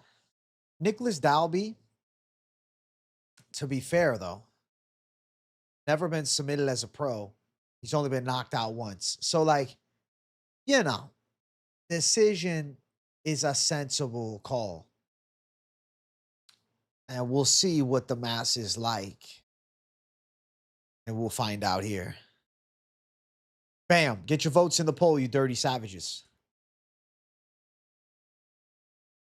Izagakhmaev, is he any good or does he wilt? Can you imagine Dalby chins his ass? Knocks the fuck out? I just look at it like this. He was in Islam's camp for the Jack Della fight. This guy looks pretty sharp. This guy looks pretty sharp, man. I think he's pretty good. But Dalby never submitted is interesting, right? Historically, Dalby's been a bit of a savage. Bit of a dog, man.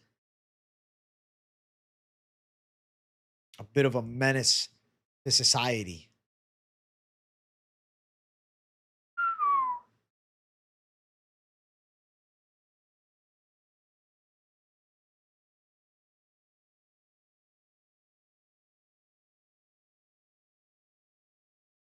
Oh, yeah.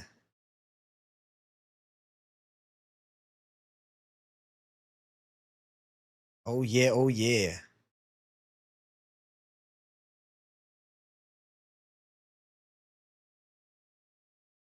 Oh, yeah. He trains like a wild Dagestani. Dalby's a dog, too.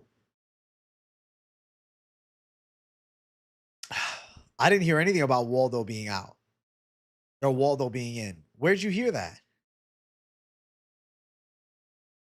I didn't hear about that. Can one of the mods verify? Is that true? Is Sergey Spivac out?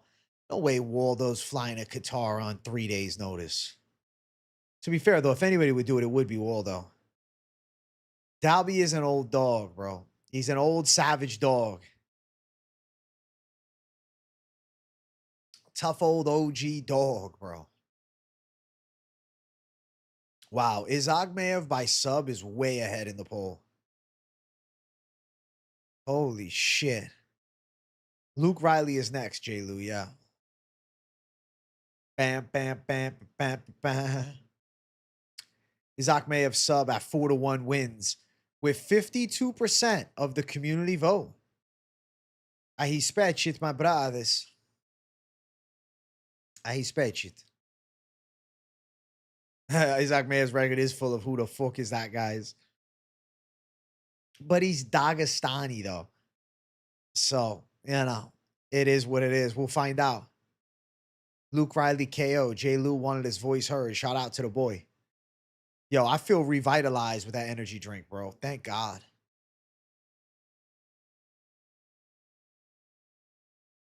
I don't drink a full one.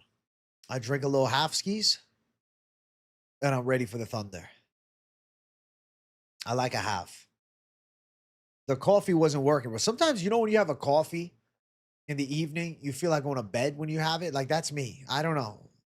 Coffee in the evening sometimes is like too nice. I'm like, oh, let me sit down. Let me fucking relax, huh?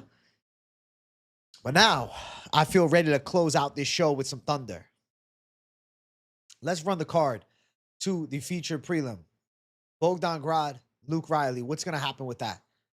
Bogdan Grad is an imposing physical specimen with a little bit of a grappling threat. Luke Riley, a prospect of the Paddy Pimblett team. Listen, I like Luke Riley's boxing. I like Luke Riley's hands. He can mix some shots up well. Luke Riley's definitely a dog on the feet. I like the chance of Riley putting some punches on him and putting him away. Bogdan Grad should look to wrestle because Luke Riley got sus wrestling. The odds for this fight on a money line are stupid. So X, I see rumors that Shamil has pulled out. Shamil pulled out? Lord Blob has pulled out? No. No. I hope not. Oh, please no. Link it, yeah. Please no. I like Luke Riley to find the chin, but you're playing with fire. I mean, minus 260 is stupid, bro. Spivac is out. Okay, holy shit. Holy shit. Let's see. Via ESPN Deportes. I don't know who this guy is.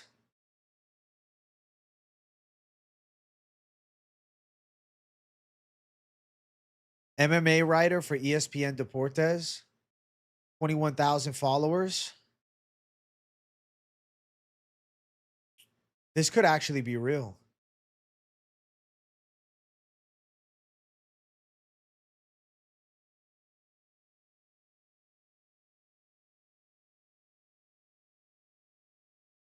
Holy shit.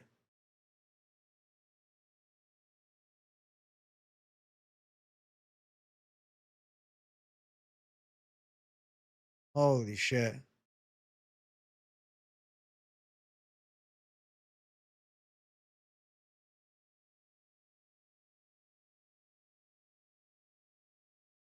In Qatar right now, great atmosphere over here.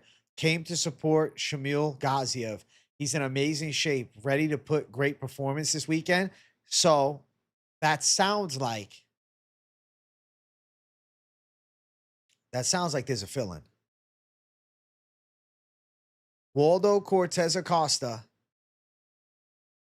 ready like never was, best shape of my career. He's posting this saying he'll fight anybody. It seems as though Waldo Cortes-Acosta will be stepping in on short notice, which is actually a great fight. Holy shit. What the fuck? I love that fight, but damn. That's close, man. That's a big deal. Wow. Wow, wow, wow. We'll talk more about it here in a minute, but that sounds likely. Waldo's got pop in his hands, coming off a knockout win. I mean, Waldo's a certified gangster, bro. You love Grad at this price. If he can wrestle and get in this guy's face, he can probably find the finish. Bit worried if Riley starts to finish shots, tagging Grad up. Give me the value side. Respect Paku the Greek. The chat is ever so slightly picking the side of Riley at 56%. Holy shit. Ever so slight. Ever so slightly. Waldo pick flip Acosta. Seems like he's filling in. What the fuck?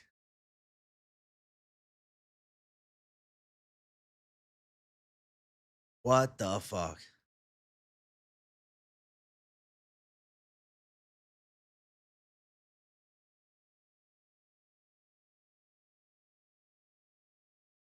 What the fuck? What the fuck? All right, let's find a proper prop to put in here. No way Luke Riley on the money line is catching the vibe, all right? Even Riley by KO at plus 130 is stupid, man. Rod, dog, or pass. I'm putting that in the damn voting section. I'll put Riley by KO because I do think it's likely. It seems like Sergey Spivac is out. Am I pick flipping? No, I'm not pick flipping. I like Riley by knockout, but I know a lot of the people in the chat like the opposite end. So I got to accommodate for the votes on all angles.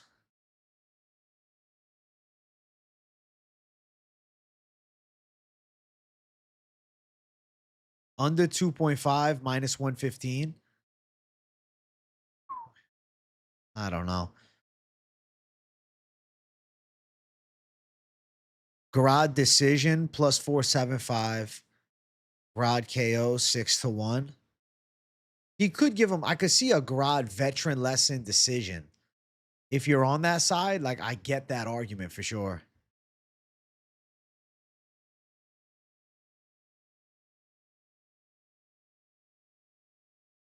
It's a pick flip for me. I'm not picking Shamil Fatziev over Waldo. We'll get into it. We'll get into it, bro. Let's see. Let's see.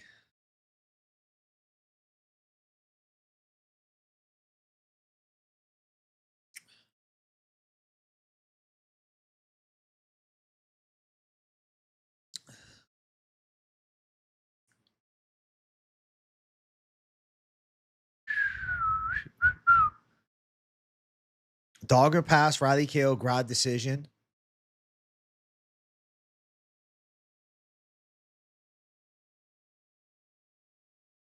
Is there anything else for this fight?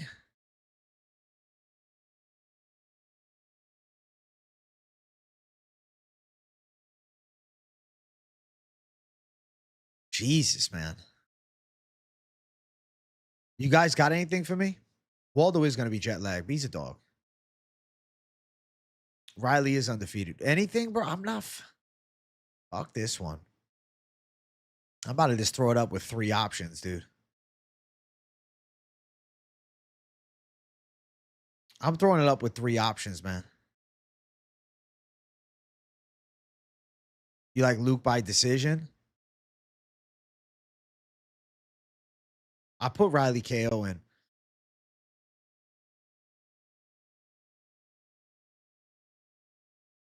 Riley decision, bro, but like it's not even worth betting. But hey, let's see. We got the dog or pass option, of course. Paku's favorite, the certified gangster Paku himself. Louis boy, hey, listen, we haven't even hit the main card yet. You're really not late. We're jumping up to the main card right after this. Right after this shit, chat. Hey, we're at 79 likes, my people. Let's run it up to 80. Let's make some magic happen.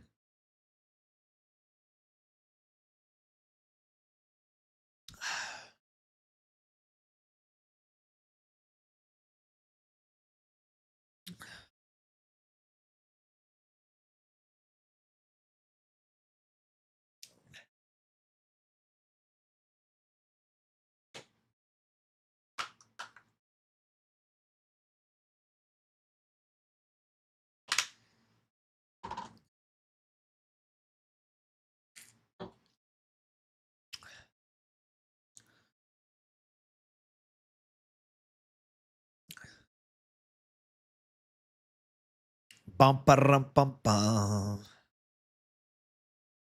Bum bum bum bum.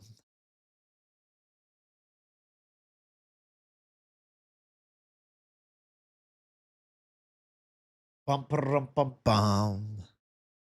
I'm just imagining a world where MMA Joey and MMA Guru fight at a Misfits boxing event because of the drama going on. Like, I really want to see them fight. That would be fucking epic. Oh my God, bro. I would 100% buy that Misfits pay-per-view and Fight Companion that shit up. The fucking match of the year. Misfits backyard boxing. Holy shit. Riley's going to want to make a statement for sure, skipping Contender Series.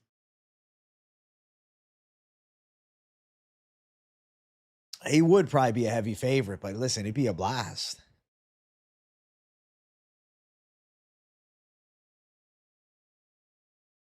Oh my God. That would be fucking epic.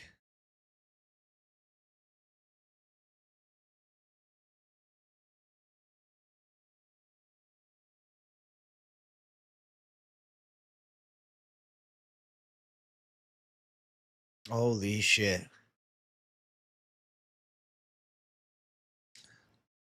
Mm.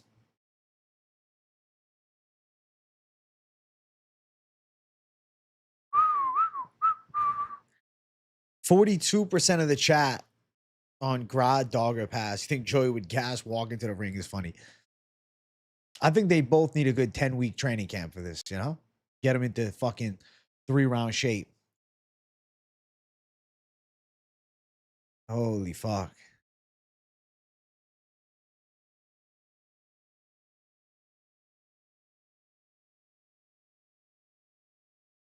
Grad, Dog, or Pass right now is leading the way, which I think makes sense. I do.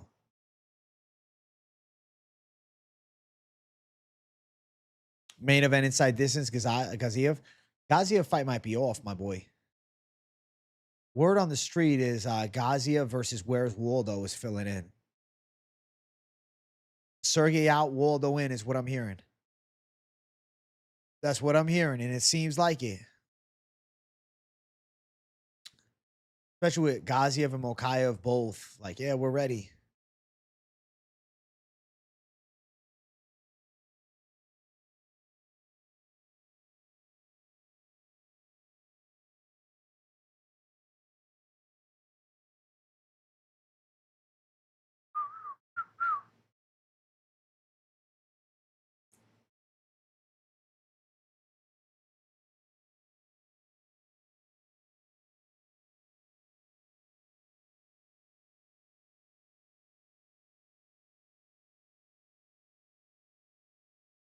Already got one.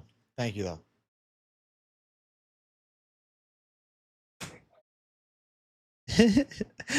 Bro, MMA Twitter be cracking me up, man. Holy shit. Tsarukyan does look built in a lab right now. Holy fuck. It's not, it wouldn't be a pick flip to Waldo. I haven't even broken that fight down yet. Grad, Dog, or Pass wins the poll. The chat likes Grad, Dog, or Pass.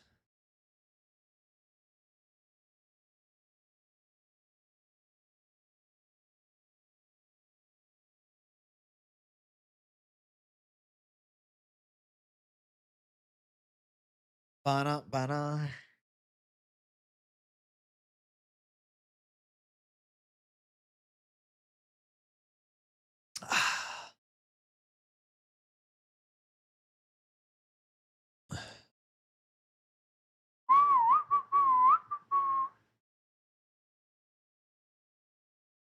Bana, bana, bana.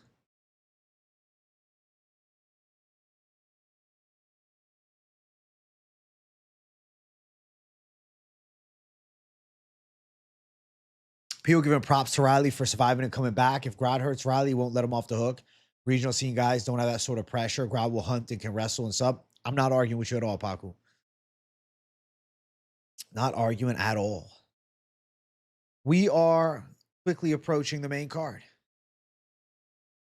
It is main card time, my people.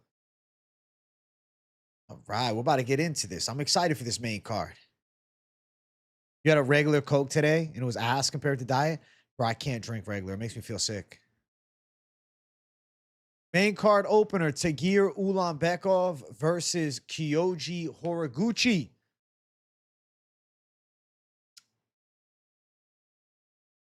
Close. Close fight. I know a lot of people think Ulanbekov is going to buzz saw him, but Horiguchi's good. He's a sharp stand-up fighter. He's got good bounce. He's fast, and Ulanbekov cuts a lot of weight.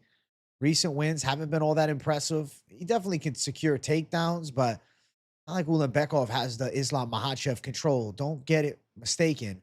Tagir Ulanbekov, he's a little bit overrated, man. That Azat Maxim fight was kind of a mid-ass performance.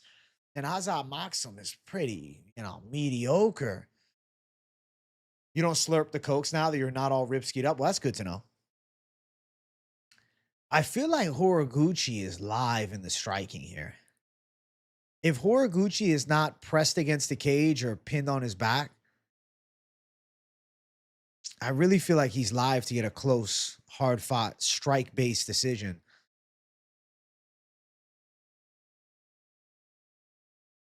You're going against your Japanese brother, Stormy Normie? Oh, shit. I don't know, man. I get it with Ulanbekov. I get that side. And I could see Horiguchi getting dominated, dealing with the wrestling in a cage, too. It's a tricky fight to pick. Like, you could kind of close your eyes and just pick Ulanbekov. When you actually look at what Horiguchi can do striking, he's sharp with it. Granted, his wins haven't been great as of late. I mean, the Pettis one was good. Why am I fading Team Khabib again? I don't know. Maybe Friday I changed my mind, but I like Horiguchi's speed, man. I like his stand-up. I really feel like Tagir Ulanbekov hasn't looked too good in a while.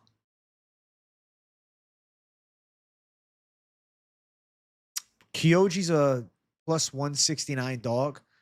Ulanbekov minus 194 is the favorite. If you're on the Ulanbekov side, what do you like for him? You think he shows out and gets a submission? That'd be a big deal. Ulanbekov sub is plus 450. I know, it might be another Sunday J versus Friday J. I literally be fighting with myself on Fridays. It's crazy. Decision plus 110. I feel like Horiguchi is live for a decision, but then I remind myself we're in fucking Qatar. If it's close, I favor it to go Ulanbekov's way.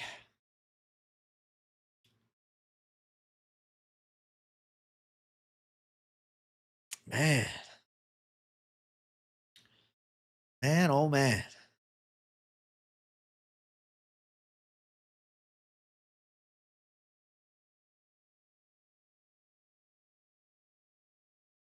I feel like I'm with you, Herb. I think Tagir is mid. He's kind of slow on the feet. He leaves openings. Like Horiguchi's got the speed to catch him with shots.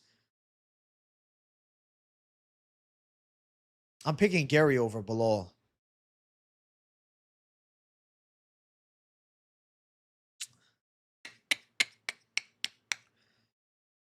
Over 2.5 is minus 280 here.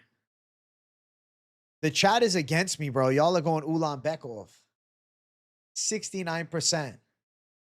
Horiguchi's ground game is not bad, but he has been out grappled in the past. But he can wrestle too.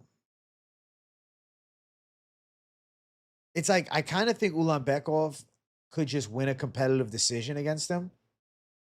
Use the wrestling, get him down, control him, secure top position and clinch work, and then get it done. But, there's the flip side of the narrative is Horiguchi, he's not a bad grappler. He's so much better at striking too than like Azat Maxim or even Clayton Carpenter. I mean, of the last 4 fights for Tagir Ulanbekov, this is 100% the best guy he's fought. No doubt about it.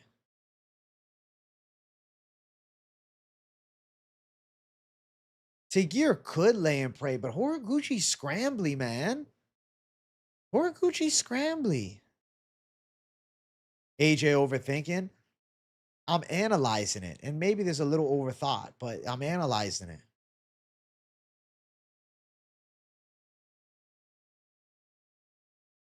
I'm analyzing the fight. I'm analyzing it.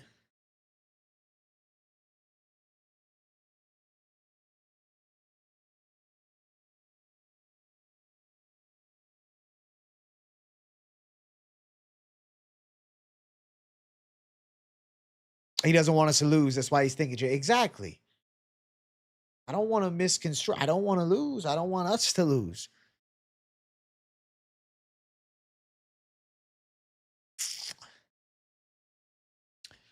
It really depends on Horiguchi's takedown defense.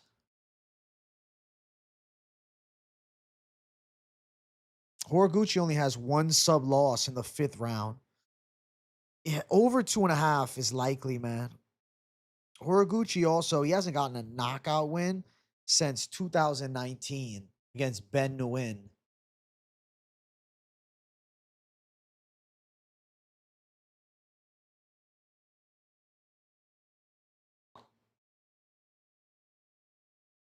I think it's pretty competitive, man. I do. The size of Ulanbekov is a factor, but people are acting like Horiguchi's old, bro. He's 35. Tagir's 34. There's like a 9-month difference in age. It's not like Horiguchi is 39. Like if he was 39, I'd be like, all right, all day. But it's like Horiguchi's still, I think, in his physical prime. Am I tuning into any boxing fights this weekend after Qatar? Tell me about the boxing. Convince me. The only boxing fight on my mind right now. Jake Paul, Anthony Joshua. Horiguchi gonna get 3-year invite to Dagestan after the fight.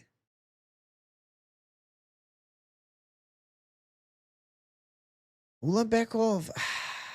Yeah, I don't want to watch Devin Haney. Ulanbekov, he's overrated, bro. Y'all got to keep it a buck. Ulanbekov is the runt of the Dagestani litter. He's the worst.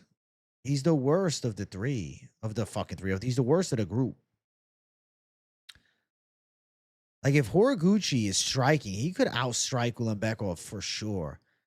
I don't think Ulanbekov's that good. Like, did you guys not watch his last 2 fights? He looked kind of mid. And this is the best guy he's fought yet. This is the best guy he's ever fought.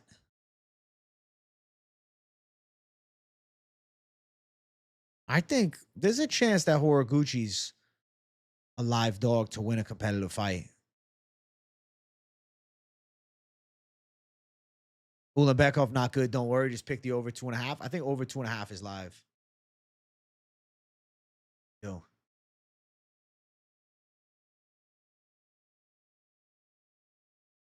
He looked pretty bad against Hazat Max. I'm agreed.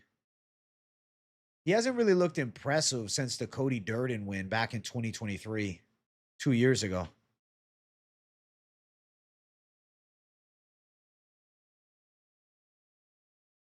Gas tank is not great for Horiguchi. I think right here, this fight, live for the underdog. Live for the underdog. Ulanbekov could out wrestle him and win a decision for sure. But I think Horiguchi being a bit slept on. UFC returner's been doing good. I think upon the UFC return, Horiguchi could thrive, bro. This is not your typical Bellator fighter, you know? This is Kyoji Horiguchi. This is probably the greatest flyweight from Japan of all time. What's the Horiguchi spread looking like? What's the plus 3.5 on Horiguchi? Kyoji plus 3.5 at minus 160. I think that's really live. I think that's really live for sure. I think 29-28 is really live. The Horiguchi spread is good. Durden will be in his corner. That's interesting. Yeah, he is at ATT.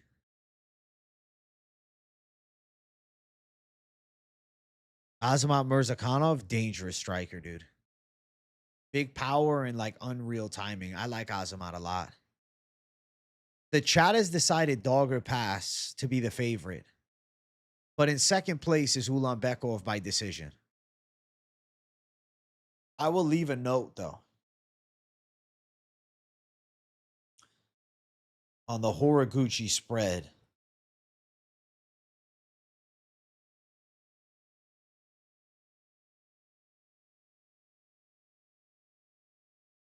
The chat has decided dog or pass. Wow. Respect to the chat. W chat. Yeah. Savage voters up in here. So the next fight is supposed to be Gaziev versus Spivac. But it looks like it might not be.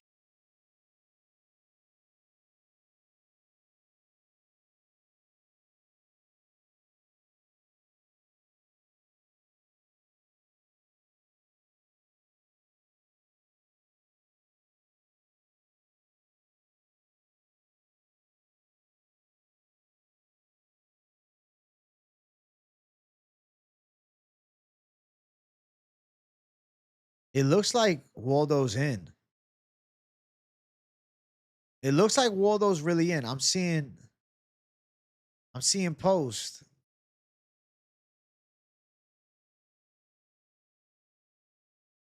I'm seeing post that Waldo's in.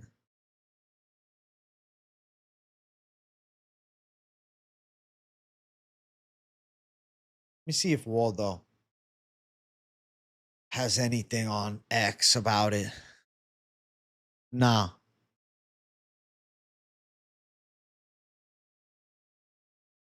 Nah, nothing.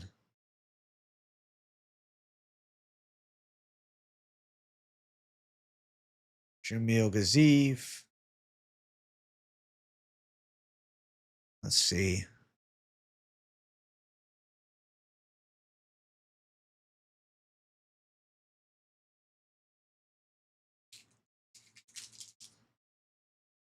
I'm not gonna have 3.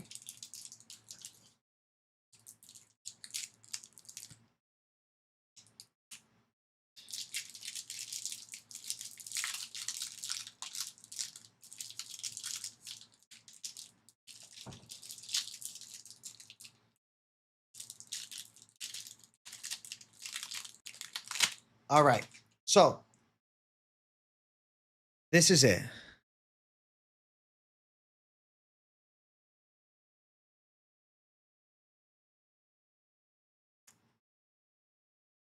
Okay.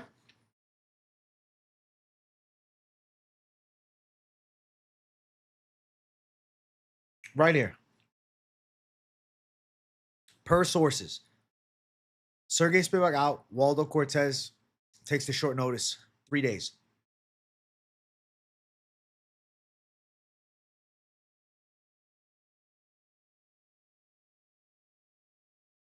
I'm stress eating.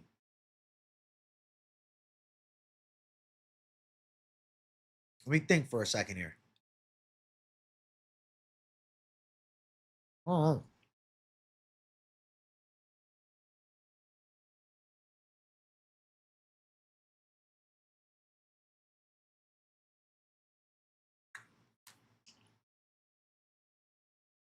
So we're in a spot. Where's Waldo? Shamil Gaziev. All signs are pointing to this being true. If the Spivak fight was to happen, I think we could all agree Gaziev KO was everybody's favorite.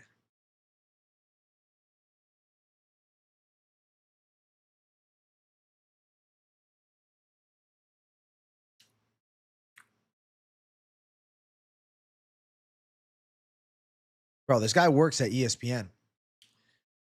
He's an ESPN Deportes reporter, and Waldo is Hispanic. I feel like it's true.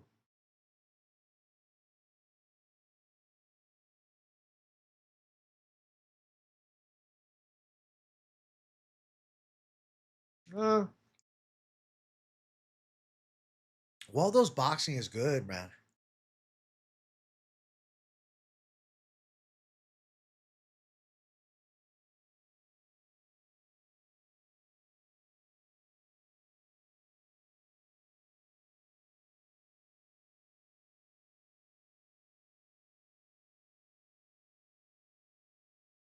I was snacking on a Quest protein bar, dude.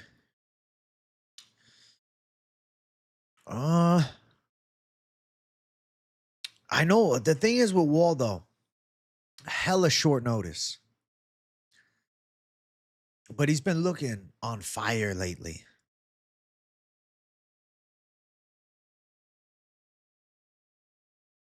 I saw Kevin K posted it, which, you know, you never know.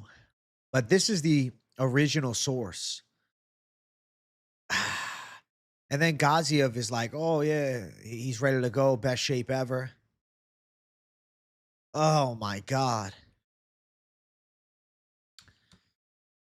The issue is jet lag. This is not like a flight to fucking Cali from Florida. This is a flight across the world.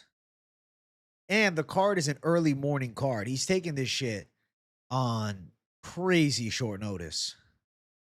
60 hours notice. I got to see Waldo on the scale, but what I'll say is this. If you gave me these two matched up off a full camp, I mean, where's Waldo's hands alive to make it a dogfight? Gaziev can definitely mix it up pretty well, but Waldo's going to have that speed advantage.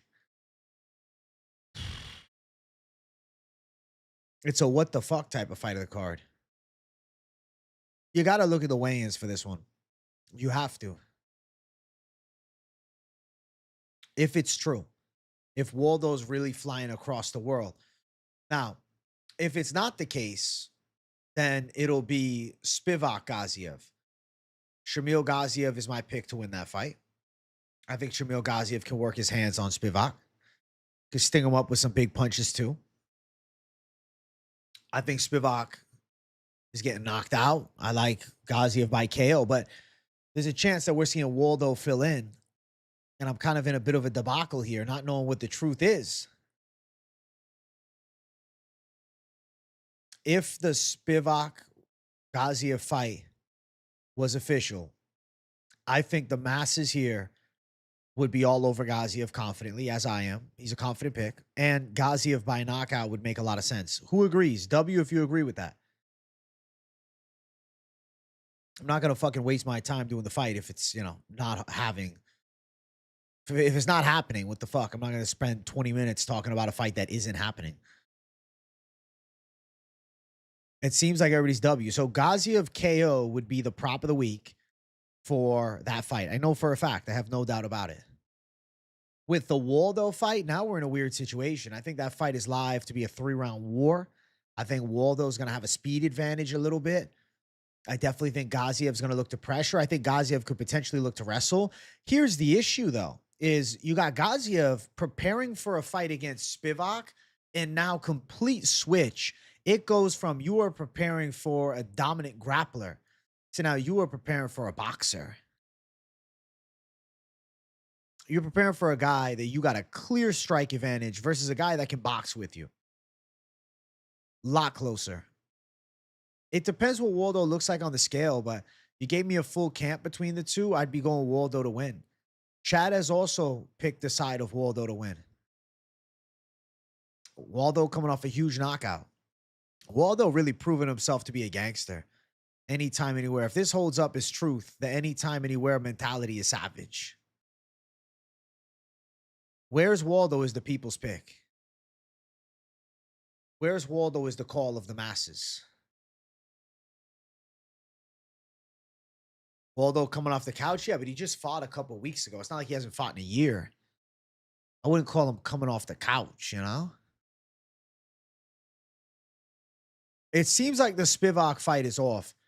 Even looking at Mokaev's tweets, like, oh, I came here to watch Gaziev fight. He's ready to go.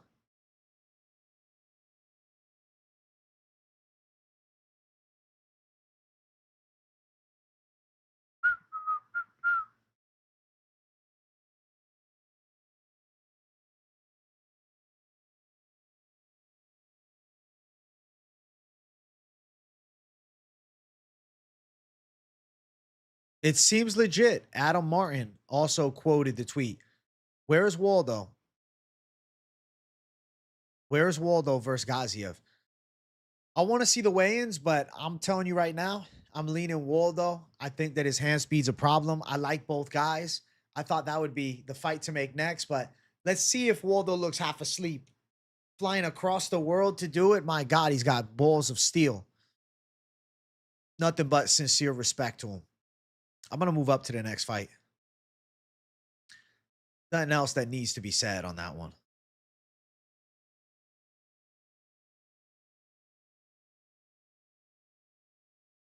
All right. Jack Hermansson, Mitabek, Orolbai. Orolbai is the pick to win. But we need to see how Hermansson looks at 170 pounds. I don't necessarily even know what to expect from a welterweight Jack Hermansson. I mean, could he really be a savage like that? Makes 170 and looks better than ever? You know what I'm saying? It's like, what the fuck?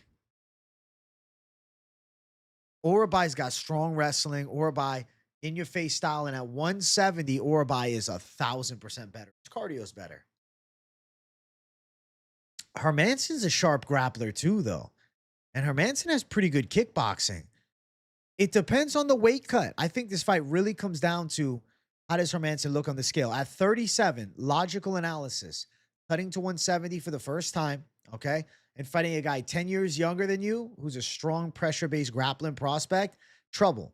But I will say, the worries of Hermansson's chin, not a major concern in this fight with Orolbai. Not really a big power hitter, though he has some pop. It's not like he's a power hitter. He's a pressure grappler. Hermansson is a grappler with good kickboxing. I'd say Hermansson's probably a little bit more technical. If he has a good weight cut, then he's in the conversation. But the issue is, if he doesn't have a good weight cut, what if he looks terrible and he's exhausted, gassed out? Orolbai just able to out-wrestle him, put a pace on him, and the lighter man's skill comes through. It's one of those freaking fights, dude.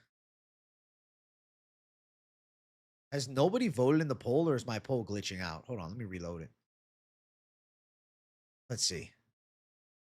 Oh, it says 0 votes. What the fuck? Did you guys not vote in the poll, or is it just bugging?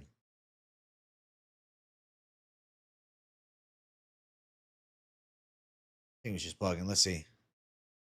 Yeah, I couldn't see anything. Let's throw it up now. Let's see. There we go. All right, we're good. You didn't vote because you didn't know who's going to win? Respect. I respect it. Chat, I got to take a mean piss real quick. I'll be back in a second.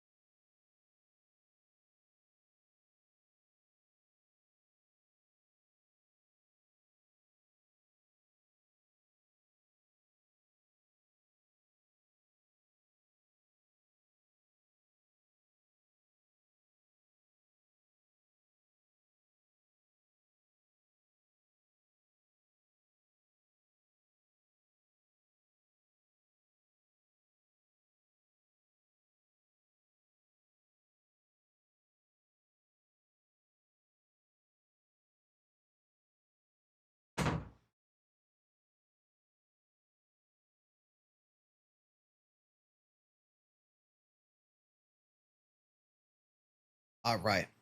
Let's make some magic happen up in here. All right, all right. All right, all right.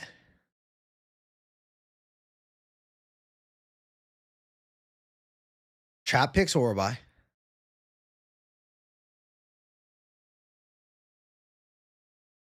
All right. Now, we're going to throw some options out. And we're going to see. I have the ideas already for what the props are going to be. All right. Whoa. Orolbai inside distance is only plus 125? What the fuck? Wow. Well, I think there's a real chance.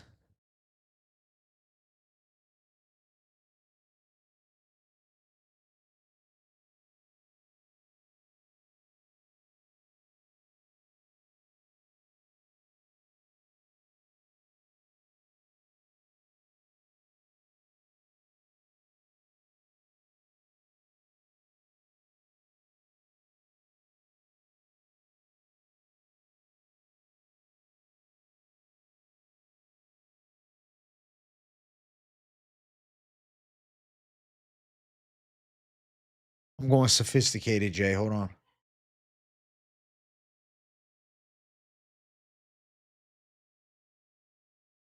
All right. Bam. There we go. What's up, guys? If you just tuned in, hit the like button. We're almost at 100. I want 100 likes during the stream. You guys know the drill. All right. All right. All right. All right.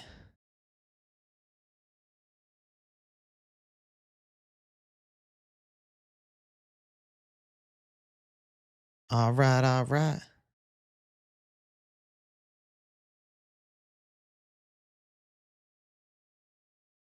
Oh, yeah. Oh, yeah. Waldo's in, J. Lou. Waldo is flying across the world to fight against Shamil Gaziev on short notice, bro. Yeah, that's what's up, J. Lou. That's what happened. That's the breaking news of today's stream. So these are now updated predictions with the Waldo fight coming in. I'm going Waldo, but I got to see him on the scale. Pretty badass, no? I actually got to update the thumbnail, bro. Good reminder.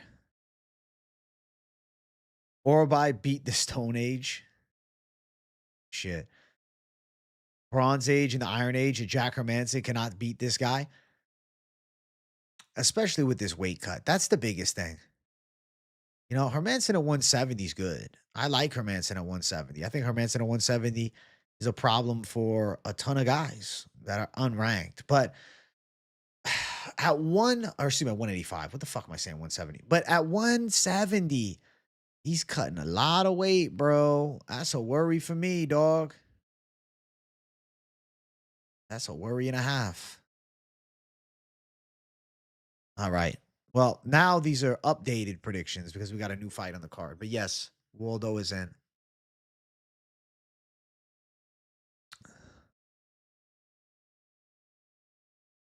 Orolbai's Fred Flintstone's neighbor is crazy. Yakhyaev round 1, Orolbai KO sub, Arman Hooker, fights not go distance plus 500. Listen, you could have stole it from him. It's a good steal. I think it's a W call as well. Wow, Orolbai ITD is blowing it out the fucking water, bro. I'm not even going to keep the poll up any longer. It's not even close. Orolbai is expected to finish by the masses. Respect to the savages, man. Orolbai ITD. Orolbai inside the freaking distance. All right, we're going to keep making magic happen as we move up the card. All right, finally we get into some of the big fights. Like, this is good shit. This is good shit. This is a big deal. All right.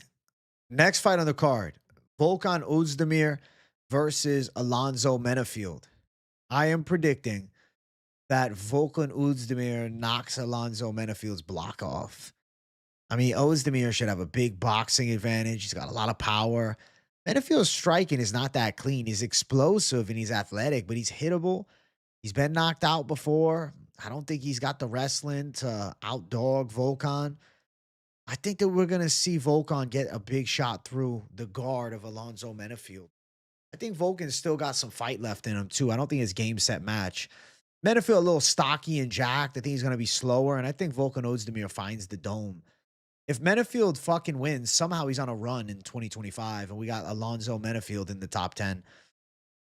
Volkan's a big favorite at minus 225 with Alonzo Menifield at plus 190. The most sensible side of prop betting, I think Oezdemir KOs him. I think Oezdemir puts his lights out. I think the power of Oezdemir is a problem. I think the hand speed of Oezdemir is deceptive, and he's got good precision on his shots. He's a high caliber boxer, man. Oh, it's not even close to poll. I'm not leaving the poll up. It's not even close, bro. Nobody's picking that side. All right, let's throw some prop options at you, all right? Oezdemir KO plus 130.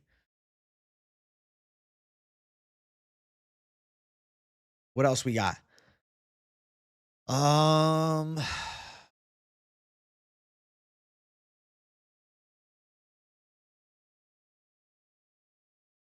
Oezdemir by sub is crazy. Menifield ever been submitted? Never been submitted. 3 knockout losses, though.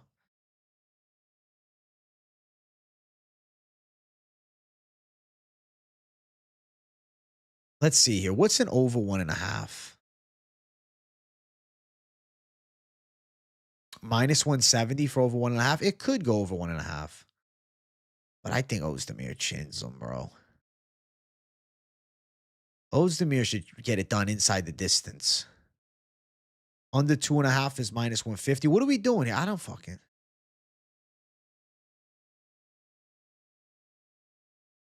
Oh, what's Oezdemir round 2 KO? Oezdemir round 2 KO plus 600.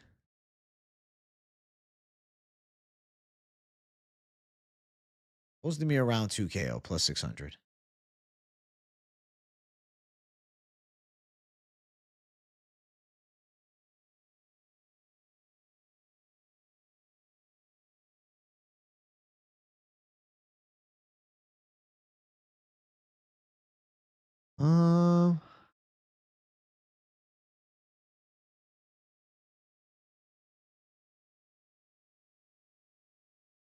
Over 1.5 minus 170.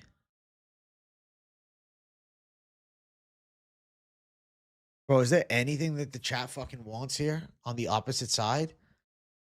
Round 2 finish, Oezdemir KO. I'm just doing 3, bro. I don't give a shit. I'm not forcing something that's not there. Oezdemir KO round 2 at plus 600. Low key seems like the hitter. I like Oezdemir round 2 KO. Of course, KO makes a lot of sense as well. What is Oezdemir decision? Just out of curiosity.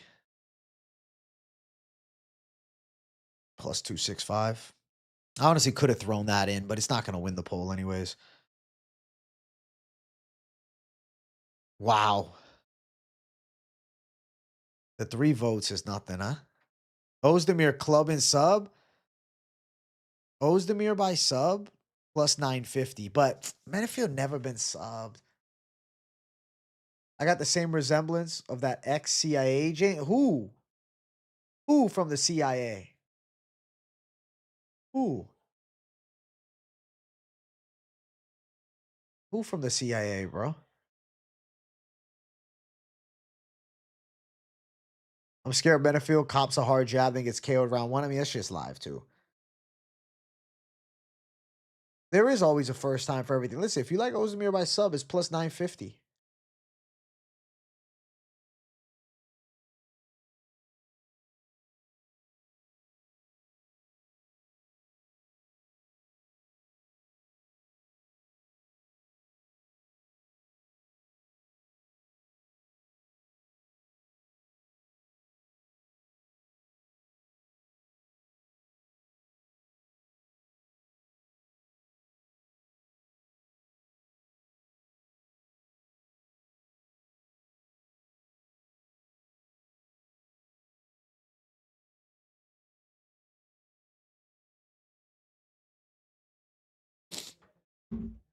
Shit.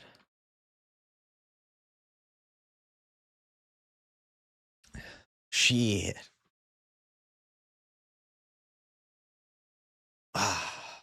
Oezdemir KO is 68% of the chat call. I mean, it's going to win it. But yeah, KO round 2 is not crazy.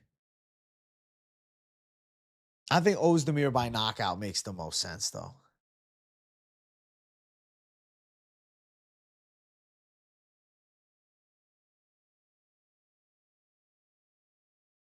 All right, finally we get to the co-main event, chat.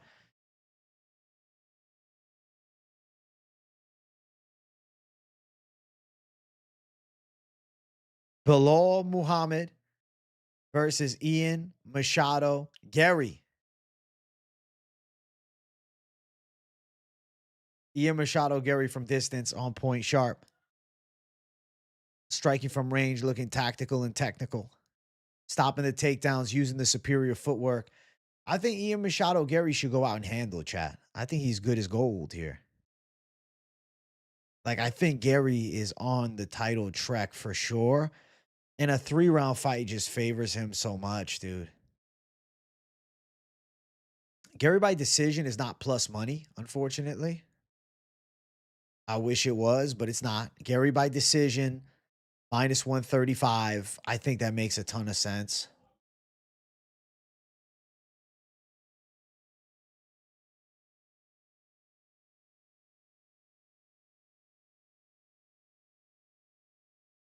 Shit. I like decision more. I like it more.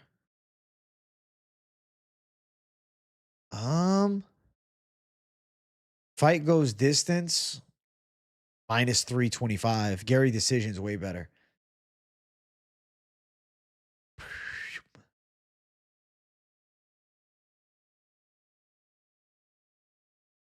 Garry by sub plus 1,000. You want me to do it? What's the Waldo Gaziev odds? What is it?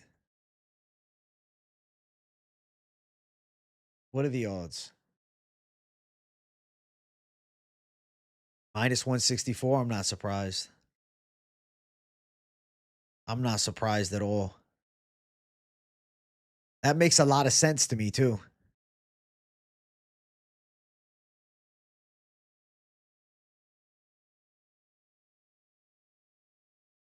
All right. Everybody forgot Bilal Muhammad. He's the forgotten one, bro. Chat, we're at 92 likes. We're approaching the 2-hour, 20-minute mark. I'd like to see 100 in here by then. I'd like to see 100 in. I get it, you know. The fucking trending shit is the guru drama. And I feel like that's kind of fucking taking the roost for the night. But your boy's still bringing thunder, covering the game from all angles with the prop bet inside. Am I not intrigued by the drama? Of course I am. I'm going to watch the video after the stream. Right.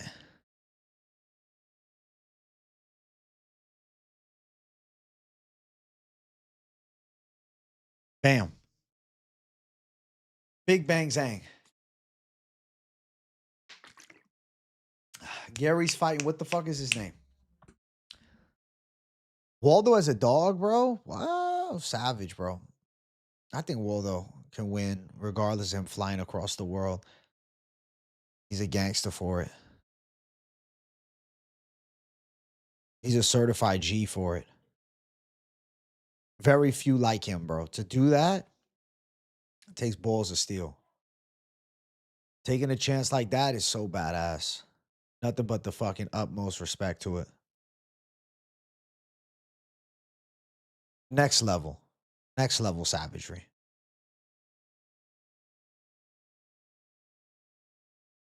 Next level savage. Waldo's fighting, yeah.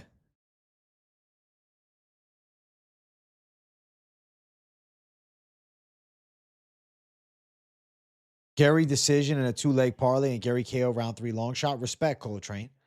My wallet says, listen to AJ, Garry by point fighting, but my heart's telling me below. You know what, VR? You got to do what you feel, man. Maybe it's the time to fade Jay. I think Gary's a lock on this card. I think Ian Machado Garry is going to look good. I really think Garry shows out. This is his performance. We're 28-37, taller, longer guy. Rangy striking with good footwork. Come on. I think he's good as gold. He's good as gold, bro. He's good as gold. Garry can stop the takedowns and he can outpoint him. Exactly. Waldo is fighting Shamil Gaziev. Short notice filling like a savage, bro. What a gangster. Wow. Garry by decision is way ahead in the poll. I'm not even going to fucking stress. 50%. on Garry to win by a decision in the poll. It's not even worth keeping it up when it's that much of a blowout. And I agree completely. I agree. I think Ian Gary's going to be able to technically outpoint. Now, I fucking have some value for the main event. I have some fucking value on this main event that I like. I have something that I really, really like. Let's talk the main event. Make sure you guys smash the like button if you're enjoying PropAholics. Subscribe if you're new. We got Arman Tsarukyan versus Dan Hooker. Obviously, Dan Hooker is getting beat, right? Arman Tsarukyan should be a lock of locks, right? He gets the takedowns. He can kickbox with them. He can beat him up with ground and pound. Maybe even pull off a submission win, especially with Tsarukyan having 3 grappling matches since his last fight. I think the glaring weakness in the Dan Hooker game has to be the sub side. It's so obvious. And Arman Tsarukyan by sub. For a guy sitting at 5-1 odds, Tsarukyan by sub, not too shabby. Plus 275. Understand, it was plus 375 yesterday. Understand, people are eyeing that fucking line. People are eyeing that line, man. So plus 275. Arman ITD.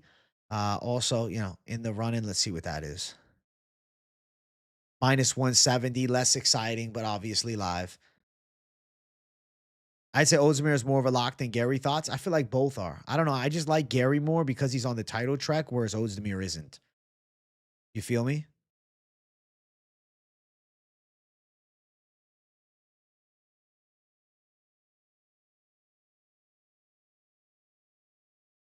Arman Tsarukyan can make a statement this fight.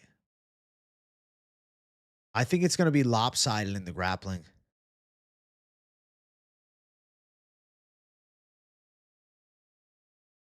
I wonder what the takedown stats are. I wish they had that.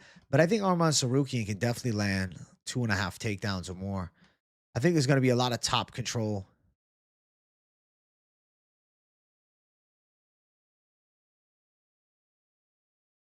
Under 4.5 is even money at minus 110.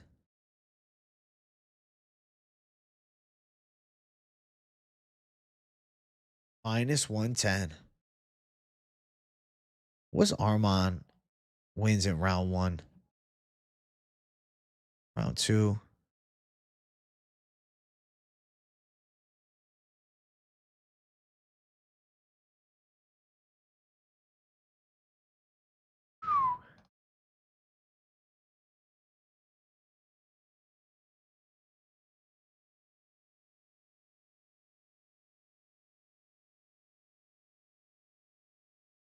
Why is under 3.5 minus 135, but under 4.5 minus 110? That makes no sense to me. Isn't that strange? Right? That's a weird one. Tsarukyan KO is plus 150.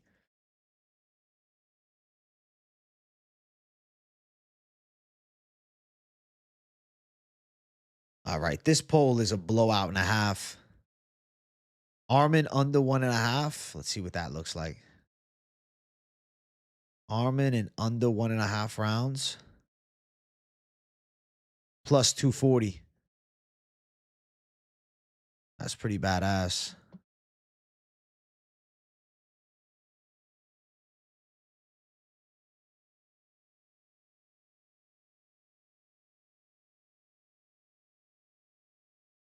That is badass. I think you're live for that too.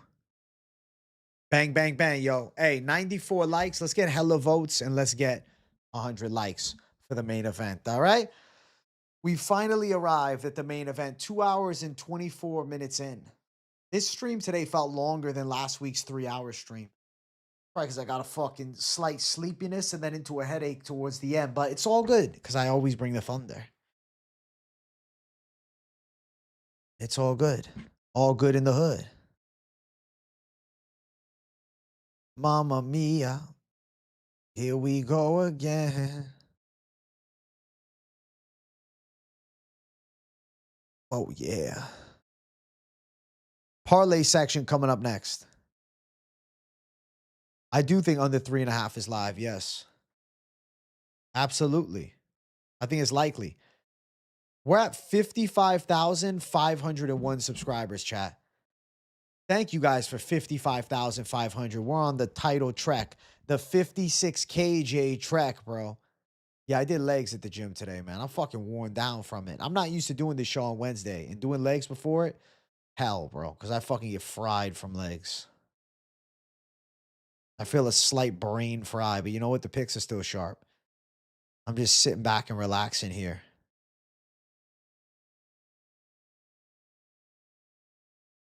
No point in picking Arman inside distance if under 4.5 is better odds. Understood. I get it. Bro, Tsarukyan by sub is catching everybody's eye. Holy shit. Everybody's eye. You ever go to jiu-jitsu? I haven't in a long time, but I used to. Bono, bono, bono. Bono, bono, bono. Oh, yeah. Oh, yeah. Oh, yeah.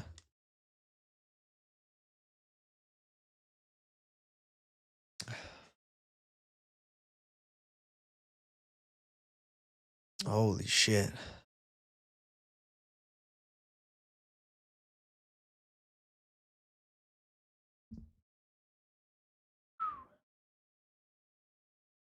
That makes you think it's not going to happen? Wait, what's not going to happen?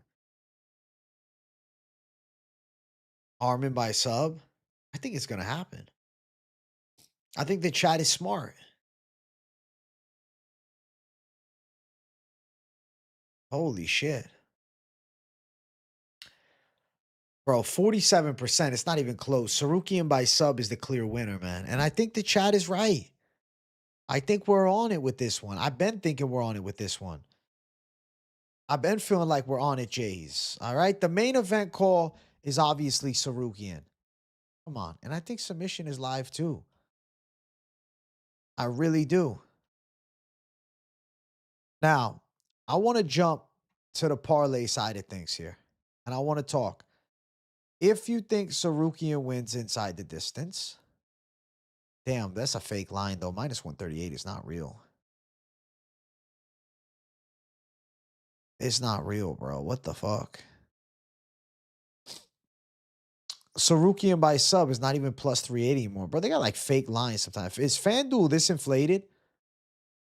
It's plus 275, bro. What the fuck? It's going to get you too excited when you see the final odds. We'll use this. It'll suffice for now. Tsarukyan to win by sub, Garry by decision. It makes a lot of sense, but it's not minus 105. Plus 665 or around that range right in your face. Gaziev and Waldo, the new fight on the card. We talked about a little bit, which I'm glad we did. Over 2.5. Almabayev. Perez. Look at that. Plus 1,048. That's a beautiful plus 1,000, bro. Cerqueira. Yakhyaev round 1. Bam. Minus 165. Plus 17. I'm telling you, we're making magic right here. We're making magic right here. Do you believe in fat heavyweights? I say yes. Bam. Plus 2,000. Waldo's supposed to be a plus 105 or something like that. That's what I saw. 55K AJ talks bets and moves line. I guess so. This point, holy shit. I can move the lines, bro, but we haven't hit 100 likes yet. I'm offended. I'm low-key offended, bro. I'm high-key offended. Dude, the Gaziev lock, though, over Spivac was great. That's fucking dead now. That's dead now. Damn. Damn. Damn. I think this dude right here, Freeman KO, is live. It really should happen. Tsarukyan just inside distance. Fuck the rest. He and Garry straight on the slate.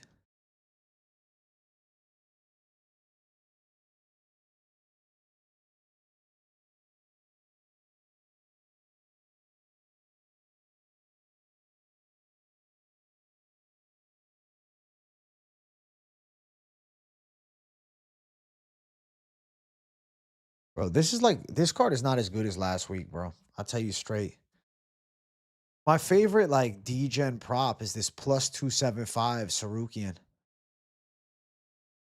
Tsarukyan's win over Alvarez aged fucking beautifully, man.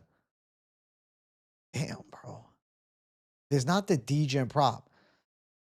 What is the chat's vote for the D-Gen prop? All right? Vote for your favorite here in a second. The rule is simple. It was going to be plus 300 or more, but I'll do it plus 250 or more. Okay? Not as easy as you think to fucking find this shit. Chat's favorite.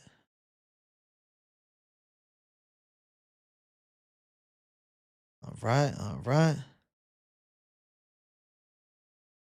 All right. All right, all right.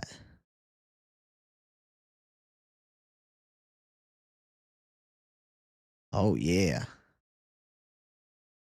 Oh, yeah. Favorite D-Gen prop call? The parlays are so thrown off because I don't have Gaziev anymore. I feel like I got to redo some shit for Friday. God damn. Hey, 98 just tuned in. Thank you, Ryan C3. I appreciate it. We're at 99 likes. That's pretty nice. We're on the title track, my people. We're on the 1,000 like track, you certified animals. Favorite D-Gen prop call? KZ, what's your favorite D-Gen prop call, brother? Dude, what are the chances both fights on 2 consecutive UFC cards go to decision with the favorites winning? All odds considered. Val, Islam, Gary, Arman. I hope Arman finishes. I really think he's going to finish. Wow. The Tsarukyan sub call, I think, is my golden call of the week. That's the golden D-Gen prop call of the fucking people. I'm glad to see it. Plus 275. It was plus 375 yesterday, man. So if you don't jump on it in time, you end up getting screwed sideways, bro. Unfortunately, screwed by the pooch is what happened. That's how the game sometimes gets you, man. I guess I'm going to have to make some magic happen with parlays tomorrow with the fight switches and whatnot. But the Where's Waldo fill-in is very cool. I'm leaning Where's Waldo to find a way to win. I must tell you guys. I will be live for lunchtime tomorrow, of course, bringing the thunder with the Q&A. I might do a reaction video to the whole Guru debacle and whatnot, and I'll think about it. I'll sleep on it, and then I'll decide for sure mañana if I decide that that's really something I want to do. But we'll definitely talk about it at the very least on tomorrow's live. I'm going to be doing a live stream tomorrow afternoon, probably late in the evening, like a late time hour, something like that. And then Friday, of course, bringing the heat with the weigh-in recap show and a lunchtime live. I'm trying to see, okay? I'm trying to see where the fuck is the UFC weigh-in start time. They don't have the ceremonial weigh-ins. Is there no ceremonial weigh-ins? They don't let us know. We know nothing. I don't know. Hopefully tomorrow we find out. Maybe I'll have to watch some random website online. Waldo, Savage, short notice KO. Fuck yeah, I fuck with that. That's a Savage call. An all decision parlay? Yeah, we can do it, Herb. I got you. I got you. I got you. All right. I got you. I got you, my dog. Bump, bump, bump, bump, bump. Sorry if I'm feeling fatigued a bit tonight, bro. I don't like doing this show on Wednesday, I must tell you. I only did it because I was trying to give it more time, but with that comes exhaustion. I don't think I'm doing it on Wednesday ever again. All right. So, Savage decision parlay. We got Ian Machado Garry to win via decision. It's not going to be minus 105. It's going to be around minus 125. Asu Almabayev to win via decision. It kind of just makes too much sense to me. Plus 296.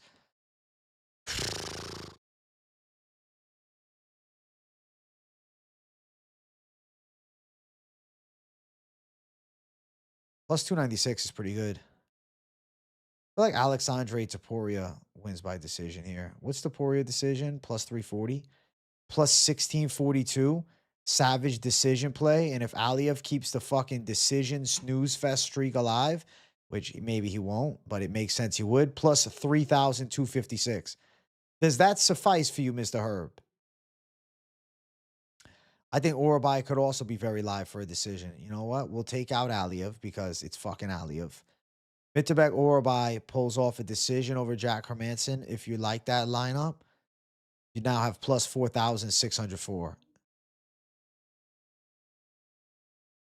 There you go. What's the status of this here? Yeah, that's real shit, bro. Gaziev, Waldo, new fight. Hey, happy birthday to the boy, KZ. All right.